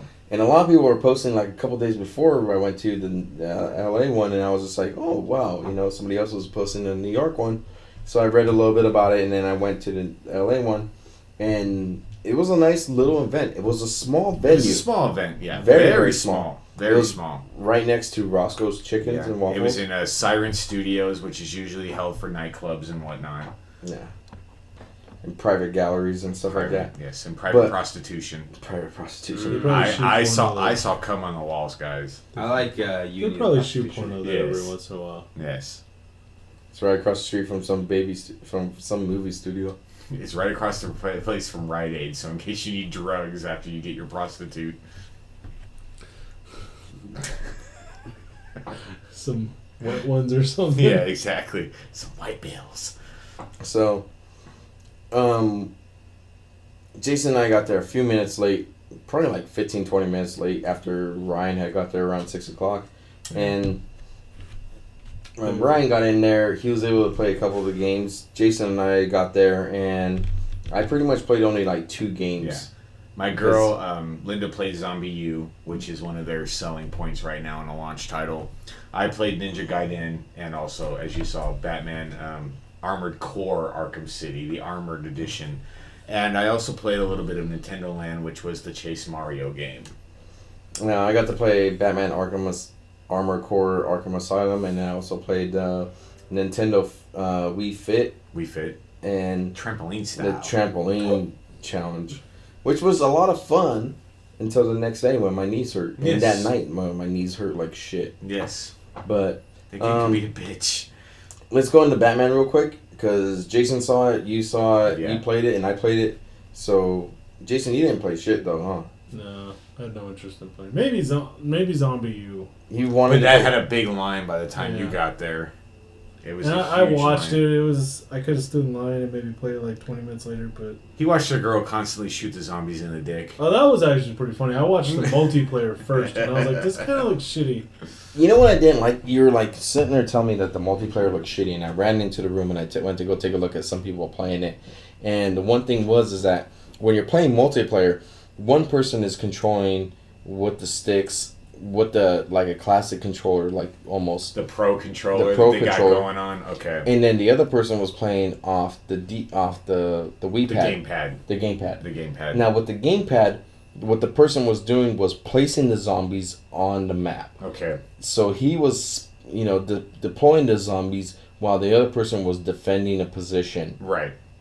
that he had to. So it was like 1 or 2 positions, I think, that he was controlling. Yeah. But the guy's dropping him, and he's not just trying to take a position, but he's also trying to take out the guy. Because if he takes out the guy, it's longer for him to respawn and then also Yeah. go back into it. Yeah. Now, the only problem is that Jason said it looked like shit, but I thought it looked pretty decent for being a Wii title. Yeah. for especially Wii U. It looked good, but the thing was, it could be for being a Wii title. That console is coming out next month, and it looks okay for being a Wii. Well, I mean, he's explaining though this specific game. I mean, of course, it's gonna look better than a Wii fucking game. Yeah, it looks should better. look better than a fucking 360 and Yeah. PS3 game, but it doesn't. it doesn't look better than a PS3 or 360 It game. might No, look- I will agree with you on that. However, better. I got on the chance to play Ninja Gaiden 3, and that looked like it was running on the PlayStation. It really did, even from the See, that's standpoint. not- but that was that's like the not only good enough game. for me. That's Well, no, not it's good not. enough. You're right. Because I this mean, is still current obviously- gen shit. Obviously, it's just ports. Yeah. I mean, they're not gonna fucking do Ninja Gaiden just for the Wii U. Right. I mean, yeah. I mean, it's they, current. they did some stuff on Batman. But but see, that was weird. Playing Ninja Gaiden and it looking so damn good, and then going into Now, Batman. how much did Ninja Gaiden implemented the Wii pad? No, I mean the gamepad. It was all gamepad. It was all It was gamepad. all gamepad. You know, they had me play everything. Even all the menu screens from picking your weapons and everything are there. So everything was off. But it wasn't like that screen was integrated into the game so much, except for just being a menu for your inventory. So did you have a HUD and all that on this normal screen? Yeah, on the normal screen, yes. First boss. He's easy. However, when you jump to like Batman, Arkham City, which has been out obviously for a while, other people have played it. There's PC, there's other games. This is their Armored Core edition, and it was buggy to the fact that it was like, I moved the stick, then he moved. I moved the stick, I pushed the button, then he punched. Yeah. It was nothing was 1-to-1. It was very slow on his responses on everything. On Batman? But it's on Batman. On Batman. When she even was telling me to do the remote battering, she's telling me slight tilt. Okay, I do a slight tilt and nothing fucking happens. Oh my god, that slight tilt. She's like, slight tilt, you need to hit the red button. I fucking was like, Yeah. inch away from the red button Because so many you're doing times. this slight shit, and this slight shit don't do it. You gotta move that motherfucker. But she told me that it's moving. But then she also cut into it later on and was telling me that, like, you can also Pull the right trigger for slow down. not just right trigger, but you can use the D-pad. Yeah, you can use the D-pad, but I wanted to see what this thing moved as far as motion, and with her telling me slight tilt, and it's taking me a lot more than slight tilt just to make the thing move. That was just frustrating. But if you didn't want to, you can fucking yeah, you could D-pad it. You can use the D-pad, which was once she told me to fucking use the D-pad. When I tried it and using the movement controls, I was fucking confused. Oh, And it just made it even harder, and I was like, what the fuck was going on? I thought, it was a lot easier just to guide it in, but you did have to move bigger movements than what she was telling you. Because iPhone, iPad, Android games, stuff that use the accelerometer, and you're fucking guiding shit around. You're like, okay, cool, this is fun. And then she's like, go ahead and use the D-pad because that, like a cheat way. And I was doing it, and I was just like, I couldn't do it. Yeah. And I've done it on controllers many a times. Yeah. But I was like, I need an analog stick. Yeah. One of the things, though, like you said, he wouldn't move. There's times when I'm playing the game on Batman, and I go to push a button and he wouldn't move, and then there's other times when I want something precise, And you're not getting it. And he wasn't, not the fact that he didn't move, he moved too much. Yes. It was just fucking jump Yes. around all over the place. And I'm like, I want it precise. Get fucking there. When you're getting ready for that counterattack, when you see the bubbles hover over somebody before they're about to hit you, and you push that button, you got to almost be a second ahead to make sure that counter worked. I did. I realized that because that was why I was having a problem with countering in the first place. I was doing good on the counters until the last part of it. I was having a hell of a time until I realized I had to do it earlier.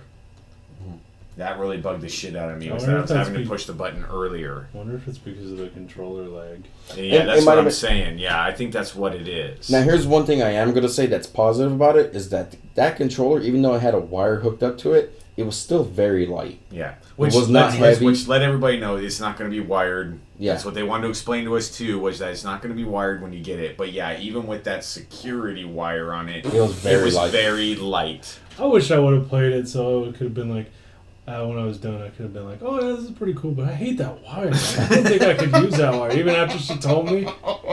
Can't wait to go on the internet and blast this thing about the wire. She could have done, like, getting all close to me and be like, the wire's not there. I'm like, I know. I'm bitching about the wire and the cookies. Oh, yeah, it's not that big of a deal. Could have been like, oh, this thing's fucking garbage because of that wire, and just threw it on the floor right in front of her. I toss it on the ground. I'm I not don't impressed need your by the Wii U system, at all. man. But I went and also played Nintendo Land, which only played one actual mini game of that, which was Find Mario, which has to do with 4 characters running around and you got to go look for Mario. They're basically Mii's, right? Yeah, basically Mii's, but most of them are all like little toadstools. And the person who's playing Mario plays it on the actual gamepad. Everybody else plays it on Wiimotes. Yeah. So you're searching around this basically hexagonal arena that's split up into colors on every quarter. And you're looking for Mario while they're running around. And you just kind of have to yell at each other to try and find Mario before the time is up as they run around the area. Now, Fun, but would I play it all the time? No. yeah. No, I wouldn't because I think that would get tedious. The games they had were very fun. Yeah. Like playing the trampoline game on Wii Fit, where you use the balance board and the gamepad, you have the gamepad stationary in front of you, in front of the TV on like a stand. Yeah, so you always have a top-down look. Yeah, always have a top-down look, and you can see where you're going to be landing at on the pad, on the trampoline. Now, the jumping motion was cool. You know, they're like, throw your arms up in the air, and I was like, no, I'm not. I'm not going to fucking... Don't tell me what to do. I'm not You did it, though, gay. didn't you? No. I didn't see you actually play it. I Yeah. didn't go some. Oh, I did that phone. Yeah, you did walk off, yeah. So I was doing the jumping motion, and I Well, mean, people were doing it, and they're just fucking jumping high. Yeah, and flying. I was doing it, and I was like watching them, and I was trying to do it the same way, Did and I was not getting that high at all. And I was just doing about 300 feet up in the air and just jumping on a trampoline. But I was looking at the What are little you game. trying? I was looking at the gamepad, and you move your weight around on the you gotta balance your board, weight to try to get to the center get of to the the trampoline center of to the get the trampoline. highest jumps. oh, okay. and it worked really well, and it implemented real well, and the response was So, great. But What when did the controller do while you guys were doing that? While you're doing that, like you said, the gamepad you would set like right in front of you, like right underneath the TV, and that shows you the constant top-down look. So when you're jumping up, you actually see your The top of the iteration head. with the trampoline. yeah, you see the top of the head of the person Okay, of the Wii. so it worked on the balance board. Basically, when you jump, did you push as much force on the balance board? Because that's all it's doing is weighing you. Yeah. I that's tried. what it's That's how doing. you, and It's it what we still tried wants to do. It's what we tried to do. What I don't get is that every time I saw somebody play it, they would like jump straight up, and as they were flying up, they'd stand up, and then as soon as they start to go down, they crouched all the way until they hit the board. And yeah, then they which is almost like once you couldn't you just crouch right before and then go? Yeah, you can. That's and what I that's was the doing. best way to do it because as you're falling while you're standing up, you're wanting to do the leaning thing so you can get yourself as centered into the Yeah. trampoline as Now, possible. Here's one thing I noticed after I did my jump, because Ryan was right after me, so I couldn't tell him, is when people were doing, like, you have to squat down and then stand up really quick to Yeah. do the jump. Now, people were jumping, doing this the quick stand up, because you're not supposed to actually jump on the board, and they would stand on the tips of their toes. And when they stand on the tips of their toes, they jumped up higher. Where I was doing it and my feet were flat on the board. Yeah, staying flat. And I was only getting about 300 feet. The people who were doing it on the tips of their toes were fucking jumping like 1,500, 1,600 feet. 1,600 Yeah, I feet. saw that. So they were jumping a lot higher than us, and we're just like, fuck, dude. But, I mean, it was very fun, and I enjoyed it. But it's like the same way how I enjoyed Wii Tennis and the same way how I enjoyed Yeah, Wii you're Bowling. not going to play it all the time. Are you gonna go buy a fucking Wii U just to play that game? No. Ryan, are you gonna get a Wii U? I'm not. Good. It's not worth the price point, especially with going with, Like- what is it, an 8 and a 32 gigabyte version, Yeah. and they're all flash Yeah, drive. who the hell puts out a console that's that fucking Plus, small? the other issue, The which 8? I had, The reason I think the 8 is just to get the people into the market and sit there and say, oh, you can buy it. Aren't they supposed to allow to change the hard drive out on it? I haven't It's heard flash. anything about that. Yeah, Oh, it's it's flash. Flash. So, yeah. It's not hard drive, it's flash No, drive. I think they said something about hooking up an external hard drive to You can it. hook up an external flash drive to it. Yeah. Yeah, flash drive. And then there's the other thing. The media. You all heard about the media, right? It's not Blu-rays? It's not Blu-ray, it's not DVD, it's their own proprietary 25 gigabyte disc. That's the only media that will play on the Wii U. Is their own proprietary 25 gigabyte They disc. fucked up not putting Blu-ray on there. Not putting DVD on it. That's And ridiculous. DVD too, yeah. That's ridiculous. And then going with a proprietary media Well, system. the new Wii's don't even play DVDs anymore. No, they didn't, but they cut that out for a price point. They cut that out to keep their price And point that's low. fucking 3 consoles that they had already without DVDs. Yeah. When And this DVD one, has been in- they're saying it'll run media, but only But their original proprietary. Wii's came out, they played DVDs, right? No. No? They never did. Originally they were going to, but Nintendo pulled it off because they wanted to make the system at a lower price point. So they made it run no media. Yeah. This one will run media, but only theirs. Theirs. The GameCube was out when DVDs were out. Yeah. That didn't play DVD. The Wii doesn't play DVDs. This Wii U's not going to play DVDs. No. How the fuck are you not going to They're play going to those? play their Well, own okay. their own media. Who's going to spend more money on media that The only plays on GameCube Nintendo? games were cut DVDs. Yeah. Yeah, they So were. it was a DVD player. They just made it so it wasn't physically big enough. So how's that Yes. saving them money? It's not. They're just making the case not capable of holding a full-size DVD. Yeah. Maybe the laser doesn't need to move as far. Maybe. That So- might be it too. Same thing on this new thing. It's probably a fucking Blu-ray player that's just a fucking... Who knows what do the discs look like? Are they small No, still? No. it's a full size. It's a full-size disc, if you but look it holds 25 gigabytes of information. Yeah, if you looked It's at the their disc, own if proprietary you look at the disc. beginning, at the entrance of where the disc goes in, it's a full size Yeah. DVD size. It's or a full-size CD size. DVD size disc, but it will only run their proprietary disc for media. All right, Nintendo's like- Shitty idea. let's wrap this up real quick. We got one more question, and Vince can participate in this one because even though he didn't go to Wii U. No. No. I don't know what you're talking about. One of our listeners, UntechSavy, hit me up with the question, and I proposed it to the other guys. He said, put it on both shows, and he wants to hear both versions. Okay. You know, with the price points of games now dropping so quickly in prices, like you buy a new game comes out, it's $60 right away. Right. A month later, it's $40 or $50. Right. Most of the time, 40. With the next gen console coming out, next gen, higher prices of games, most likely, maybe, we don't know for sure. Will you guys be more frequent to buy? If you got a new next gen console right away, would you buy a new game right away if the prices were at $70, or would you wait a couple months until after when it got a little bit cheaper? How do you guys feel about that? Are we talking about if I pick this console up at launch? Yeah. I'm probably going to spend that money to have at least one game. Mm-hmm. But after that, probably, I would probably be on the waiting list. I'd probably be on the waiting game. For $70, yeah, probably would be. But Well, what if the it Wii- was like, say, Heavenly Sword, for example. Heavenly Sword and Layer, those are two games that were close to launch, very, very close to launch. Mm. And I think Heavenly Sword was a launch game. But for like 3 years, Never dropped. the price. never fucking dropped in price. Yeah. Like Drake's. It was the same way. First- they drop in price when the second one comes out. The first Drake. Yeah, that's a hard point because I want a game at least to play on the system if I get it, but The Wii U games have already been. They've already said that they're going to be the price of $59.99. yeah, $59.99 With current games. console games. Yeah. Because what was the price point on the fucking Wii? What, $49.99? Yeah, 49 to 39. Yeah. Some were 39. So that's not a big deal. Yeah. And then maybe when the new Xbox and new PS3 comes out, Or Yeah. New Durango. And I don't think fucking- we're gonna get a price hike. We might, but I don't see us doing. You always see. I've seen this shitloads of times.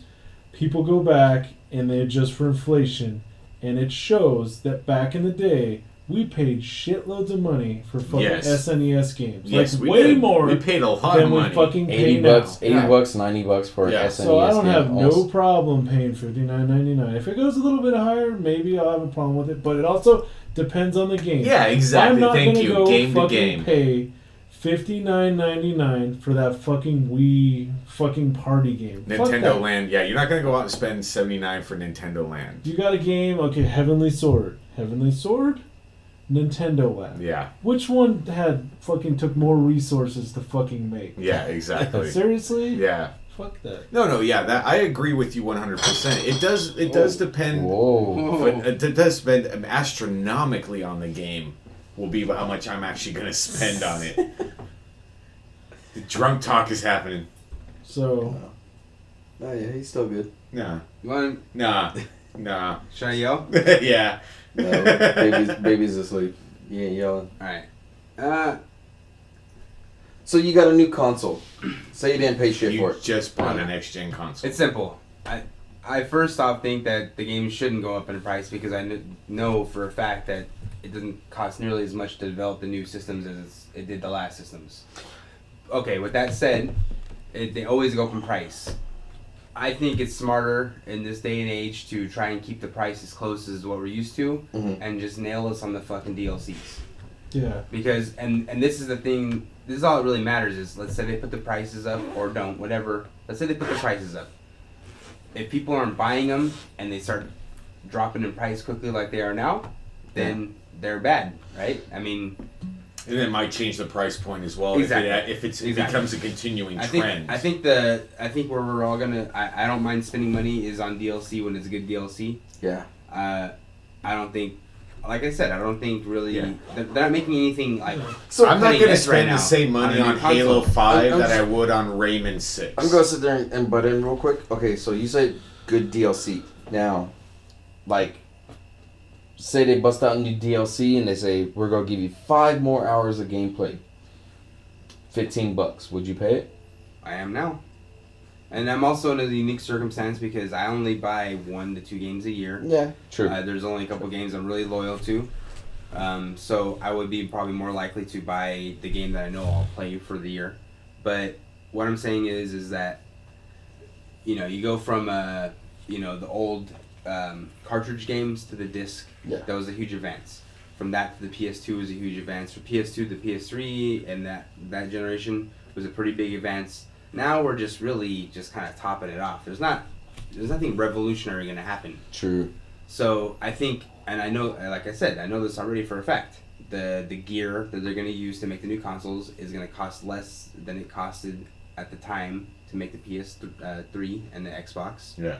So really, but then this is the other aspect that people don't ever think about is that once games becomes more advanced in terms of detail, that takes more time. So that could... More manpower. That could translate into more money. Yes. But I'm thinking overall, if they can try to keep the cost what we're used to and try and just rate me on the fucking DLC, that's probably a better tactic. And we'll see what will happen. If they put the prices up and people aren't really buying them right away, like I won't buy a console right away because I don't want to pay all that fucking money. Yeah. And if people aren't buying them and you start seeing this, like the same trend of fucking people not buying them and people buying used games, then maybe they'll learn their lesson. But we'll see. I mean, but yeah, like me personally, I'm probably not gonna mind so much because I'm gonna wait anyways. I'm not gonna buy one probably for the first year at least. Yeah. I always wait for a couple of generations. See what happens with it. Exactly. I want it the whole time. Same question. Over to you, Ryan. So, you pretty much agreed to a lot of stuff what Vince said. I did. Everybody agrees with me all the time. Well, it's Now, more than that, though. The game company comes out and they sit there and say, okay, we're going to release a new DLC, $15, $5. 5 hours of gameplay. I have to sit on the same fence. If it's a game that I enjoy, then yeah, you're probably going to get that DLC out of me, more than likely. If it's Borderlands, if it's something that is Skyrim, or any Elder Scrolls game, that's going to bite me because I've already had no bad experiences with that IP. No bad experiences. So yes, I'm going to continue to probably put my money into that. But let me, I know it's Bethesda. Let me ask I you a don't question give a though, shit. because I'm not really sure about this. But like right now, what's a PC game? Is that on par with price with a console game? No. Cheaper? Typically, they're still $10 cheaper, but a couple games like Skyrim, Diablo. Skyrim, Call of Duty, Diablo, those have all been console. There's still $60 $60 games. Basically, every Activision game that's been coming out for the PC, every Blizzard game that's been coming out for the PC is getting console prices. Yeah. And those games technically can be far more advanced in terms of like. And I think even EA. In potentially, yes. Potentially. So realistically, they probably shouldn't raise prices. I mean. No, you're right. I don't think they should raise prices. Here's my The console's already going to be pricey. The console is, probably jump up to probably like $600. it comes down to the game. It really does. If you're going to follow something that I've been following as an IP for a long time, I'm probably going to spend that money. If it's brand new, that's all going to be based on how I feel about it. That really is. Yeah, if they're like Grand Theft Auto, like right now, I'm going to probably make it happen. Granted, it's Bethesda, but I'm going to buy Dishonored. I really don't know how that game is going to be, but I have it because it looks good. So I'm going to check it out. If it's a suck-ass game, yeah, I'm not going to buy Dishonored 2, and I ain't going to buy any shit for it. If there's DLC for Dishonored and I don't like it, I ain't going to buy any DLC for it. Now, before we start jumping on to the next Gen Con, talk, I want to hit the same question up to Jason. Jason, if you're playing a game and they sit there and go, okay, well, the game's decent, but you're enjoying it, you're having fun with it, we're going to release 5 hours of DLC, and it's $15. Would you pick it up or, you pass on it? Depends on the game. It depends on the game. So yeah, I think we're all unanimous on that. Because the reason I said 5 hours is because it's something kind of short. You said they fuck us over. They fuck us over on the DLC, and sometimes we get DLC which is crap. Yeah, $10 to $15 and you get crap. Yeah. Like I'm saying, I sit there and look at the DLC for Gran Turismo 5, and it's all 5 new racetracks. Yeah. for $6. For $6. And I was like, that's kind of a lot of money for 5 racetracks. Yeah.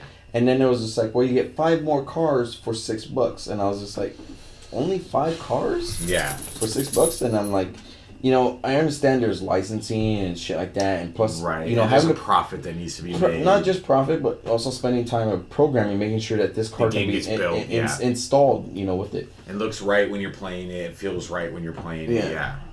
I mean, games aren't cheap to make. True. Developers need to make their money back. Nowadays, it seems like they're trying to either pump out DLC, microtransactions, try to capitalize on the idea. Trying to figure out how to make money, because it's really hard to make money on games. Especially on an existing game that you already sold. The fucking amount of games that come out. Remember back in the PS2 games? How many fucking games came out a week? Like maybe 1, maybe 2? And that's, I think, my unique circumstance where I'm only going to buy a couple games a year. If they want to make money off me, then I'm only going to buy a couple games a year. That's it. So you better make some shit that I'm gonna want to buy after. Make DLC and make it something that I really want. If you want to capitalize on don't make it hard. To make don't money make it on like don't make it a bad, hard decision for me to buy the game in the first place. Yeah. Right. Get me locked in, then we'll see what's up. Yeah. Yeah. That's why I loved the idea when they released Burnout. Burnout was like, we're gonna give you Burnout, first year DLC completely free, and we're like, well, we don't know what the fuck they're releasing the first year, but first year DLC is free. And they released a lot of great content within the first year. Yeah. And then they're like, okay, well, we're going to release this DLC, which is $5. Right. Cool. Yeah. Criterion probably had the money. They made a killing on the PS2. Yeah. With all the fucking burnouts on the PS2. So, and then they were like, they're a good company that decided to give it back to the fans, and everybody loves Criterion. Bottom line, if I'm going to spend $60 on a game and I really love it, anything that increases the longevity of that game, I'm probably going to get. Yeah. What was the original question? I think we're getting off topic. We're totally we're totally on topic. We're totally there. We're totally on topic. It's not on DLC, is it? No, it's more about the longevity of buying games that are are higher price. For next gen console. I'm gonna be less likely. I'm gonna wait longer, or maybe not buy a game in the first place. Because it really PS2 era games were like $49.99. Yes, I think the question is based on. When we went to this, it became $59.99. So it went to $60. Then maybe he's thinking next gen console games from the store are going to be $69.99. Well, are they going to have are they gonna have a jump is equivalent to a PS2 to a PS3? I don't think so. Well, from what I understand, I'm actually kind of disappointed in this fucking console era. There's not, like Vince said, it's not a huge jump. It's just like to Yeah, from upgrade. 2 to It's 3, just or from graphics. Xbox Just to graphics. 360. It's just graphics. It's not so much of gameplay. Like No, it there's isn't. some games that come out and they're great gameplay, Yeah, there's some that have great But they get iterations. fucking low scores because they're like, oh, the graphics aren't that great. Fuck the graphics. Perfect dude. example, Binary Domain. Great fucking game. Did it get any press? Did anybody here play it? I played. Yeah, the I demo. didn't think so. Yeah. And it was a great fucking game. But yeah, nobody noticed it. There's another option that might happen is maybe that shit comes out and most of us are like, we're just gonna stay on our PS3 for now. Yeah, or if it's because it's a new IP, you're just kind of like, well, you don't want to make that gamble. No, not just that. I mean, new IP, release a demo, but do a proper demo. Don't fucking sit there and be like, spend too much time on tutorial. You do a section of tutorial, and then you do a section where it's just like... Or it's the game where you just go let loose. Go nuts. Which very few have done that. And a lot of companies don't do that, and they're like, they'll do something where it's like, oh, you fucking do the tutorial, and you're it's just like, you're just playing the tutorial, and that's it. Want to play the rest of the game? Fucking here you go. And it's just Here like... you go. November 18th, pick up the game. Yeah. Now, here's my take on it. Like, Jason said something really interesting, and I agree with him a lot. From PlayStation 2 to PlayStation 3, there was some stuff that, hasn't changed too much, but a lot of stuff which is really implemented really well is some of the game controls. Some of the storytelling. Graphics always look good, no matter what. But with the next gen console coming out, if it was Sony's opinion, and I would sit there and if I was running Sony, I would be like, don't change from the fucking Blu-ray. If you're already Blu-ray discs are already cheap now. And not only that, but you've got now all your developers being able to develop on these Blu-ray systems. Well, not just that took a while for them to do. I don't think they will switch. They should still be Blu-rays. They should still be Blu-ray. It probably will still be Blu-rays because a lot of games that come out nowadays don't even fill up the Blu-rays. Yeah. Yeah, not now. No, Yeah. before they used like to. Metal not Gear now. Solid, Metal Gear 4, Yeah. supposedly filled up the Blu-ray. Yeah, supposedly it's completely full. 50 gig, yeah, supposedly. But I don't know. Can you download? You can download that off the store now. I wonder how big the file is. Supposedly, I heard that they fucking put buffers on the Blu-rays. If the game is only like 4 gigs, they put some kind of buffer that makes it read faster or something, like it spreads the data. Supposedly there is, yeah. Something like that. But if they're coming out with a new console, stick with Blu-ray because it's a fucking cheap media now. It is now. It is now a cheap media. Yes. I agree. Don't come up with something new. Let's hope they're not going to that multi-layer Blu-ray. They won't. Yeah. Hopefully they're not going to multi-layered. They're not going to multi-layered, right? Because that's the next iteration of Blu-ray. Blu-ray, the PS3 supports dual, but not multi. And multi was the next way Sony was going. Well, okay, so if they did go multi, they could still backwards support dual. Yeah, they could. So it'd still be fine. Yeah, it'll still support dual. It might be a little bit more expensive, but Sony's not going to kill Blu-ray because they're part of that Blu-ray partnership. And this is the first time in Sony's history that they won the media war. Sony came out with the beta. Yeah, that's right. Sony came out with the beta, and the industry went with VHS because it's fucking porno. Sony came out with the mini disc, everybody went with DVDs and shit like that. So DVD is not from Sony. Sony fucking came out with Blu-ray, then there was HD DVD. That was the two. It was beta and VHS. And the industry went with Blu-ray. Because it was a higher capacity because disc. It was porno. Porno supposedly. Yeah, porno was also big supposedly because that's where they were going. They chose one DVD format. won't allow porno. And PS3. PS3 came built in. Xbox, you had to buy a unit to play HD DVD. Yeah, because they weren't ready for it. They only ready for it afterwards. Because they, of course, released their console a year and a half early. But I know. I do that to her all the time. I do that to her all the time. I'll fucking BAM! Crush her lungs. But, anyways. Dog violence going on here. Pretty much, you guys all answered the original question. And we got into it a little bit more depth. But, if a new game came out for the next gen console, it depends on the game. We might pick it up right away. And you know what? And really, it's not just the game. I think it's the developer for me. Yeah. For me, it's the developer. It's where your game's coming from. Where my game's coming from. The game has to be worth it. Yes. Yeah. And But I mean, I we can go all back. we to, all agree that games we don't think they should go up in price. Maybe they will. Who knows? But I can go back But to like- the 360 launch, and yeah, what did I do that day? I bought. What was it? Okay, here's What was it? What's the fucking game that came out? There was the one with the chick, the spy chick.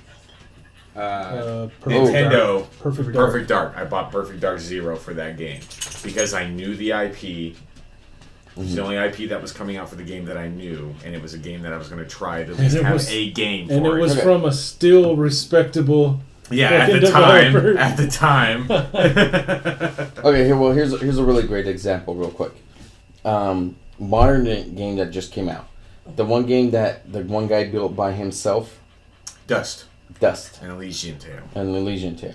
Now, if they would have put that as a disc-based content at $59.99, 65 with plus tax, you know, with the tax. Yeah, with the tax and everything. Would you still buy Nope. I can tell you right now, no. I wouldn't have bought that. I wouldn't have bought that as a as disc game. much time as you enjoyed that game? Yeah, as much as time as I enjoyed that game, I can tell you right now I wouldn't have spent 60 on it. Okay. I can tell you for sure. Like, say for example for you, Jason, Journey. You know, Journey is a $15 game, which is a downloadable content. But if they released it for the next gen console and they said, here's a disc-based version of Journey, but you have, you know, maybe an extra level. They do. Yeah. You know, for $60 though. Let's say at $60, yeah. Let's change that price point. I probably would buy it. Because of the studio. If I would have never played it, Yeah. never played it, Never and only played it. seen pictures, I probably would have bought Journey. Yeah. Because of that game company makes amazing games. And see, I would have been pissed after playing it. It was only found out it was only 4 hours long. But companies, you would never see that. Companies aren't out to fuck you. They just want to make money. Yeah. So the Elysian Tale guy, if he knows it's not worth $60, he's not gonna press him to fucking make us. Yeah. You know, he made a smart move by what he did. Companies just want to make fucking money. Yeah, that's all they want to do. Fucking Activision is fucking That's evil. all they care about. They're fucking evil, but it's a fucking business. Yeah, and it's they're a business, fucking good and at that's all they're worried about That's- is the yeah, and they they're are. good You're at right. business. They are great at business. I can't blame a I company. mean, we for that. can't say that because I mean, Square Enix, Bethesda, all of them are out to make money. They're Yes, all out to and make they are. money. The difference between like Square Enix and Bethesda is that they don't fucking sit there and be like, well, Yeah, we're they're gonna... not dickheads about They're not it. dickheads so That's much. the best way to put it. EA Because Activision was dickheads about it. EA and Activision are dickheads about it. Yeah. But EA, you know, sometimes they'll sit there and say, you know what, we EA have still some does good fan service. fan service. Yeah, they do good fan. I mean, Activision did good fan service for us Call of Duty fans one time. One time. Activision did great fan service until their new pres. Yeah.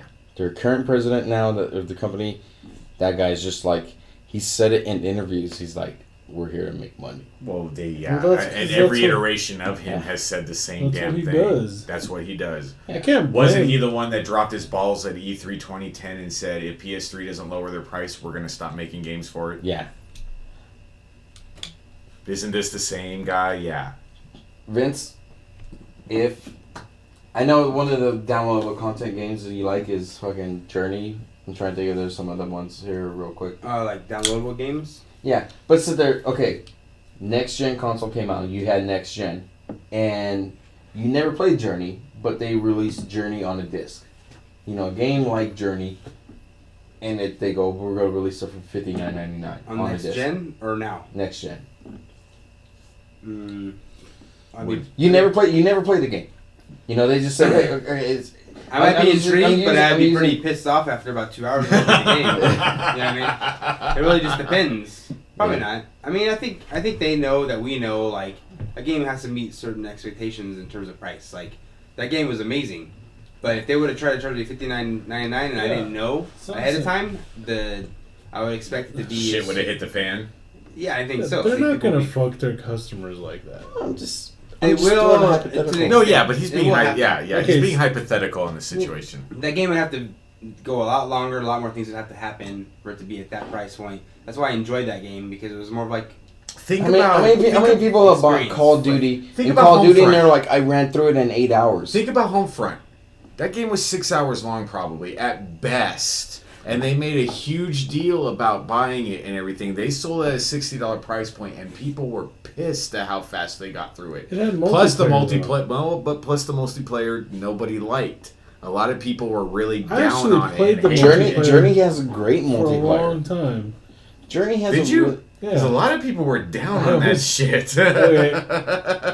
This is a guy It who was liked Quantum of kinda- Solace. Oh yeah, okay. I basically sat on a roof with a shotgun. Now I see why with you liked it. Those fucking A10. I forget what shotgun. The automatic shotgun. Yeah, the automatic shotgun. I know what you're I talking basically sat on a roof and sniped people with a fucking shotgun, and they were just about. Which, scrambling. hence why a lot of people didn't like and it. you could snipe with a shotgun. But like I played the shit out of it. But yeah, with a very short campaign, that was disappointing. When I Well, bought the game when it first came out, and what I was beat the Modern game Warfare? in less than a day, What was it was Modern Warfare? pretty pissy. Warfare 2, like 9 hours. 9 hours. You're A right. lot of those games you But buy that for game the is, multiplayer. yeah, you're right. That game was multiplayer, and that's what Homefront was supposed to be. Well, Journey has multiplayer in it. Yeah, it does. The game that I introduced to all you guys, except for Dust, Legion of Tail. Yeah. Those games have multiplayer in it, and it's like you have replayability. Did you get the white uniform? You could have kept on playing the game until you got the white uniform. Did you get white? Yeah, you're not white. Did you become a You ain't white. supremacist? Are you white? I'm half white. I'm off-white. So, What's it called? just something to ask inside of it. So, Yeah. But with that, we're gonna fucking end the show. Because we're 3 hours in. We're an extra hour over. So thank you to everybody who comes to the site, visits the site, leave comments. Thank you to UntechSavy for the awesome question. I hope you guys, if you guys made it this long and you're still listening to the show, check out episode 21. I did an awesome video, at least I think it's awesome, video of some gameplay, and I put the podcast on top of it. Listen to the No Quarters Required podcast, which Vince is still working on an image for it. And It's almost done. it's almost done. He's still working on it. And I'm going to have some unboxing videos here real soon. And I might have some gameplay for this video, for this podcast, but we're not sure. Anyways, I'll talk to you guys later. And stick to us. In 2 weeks, we'll be back.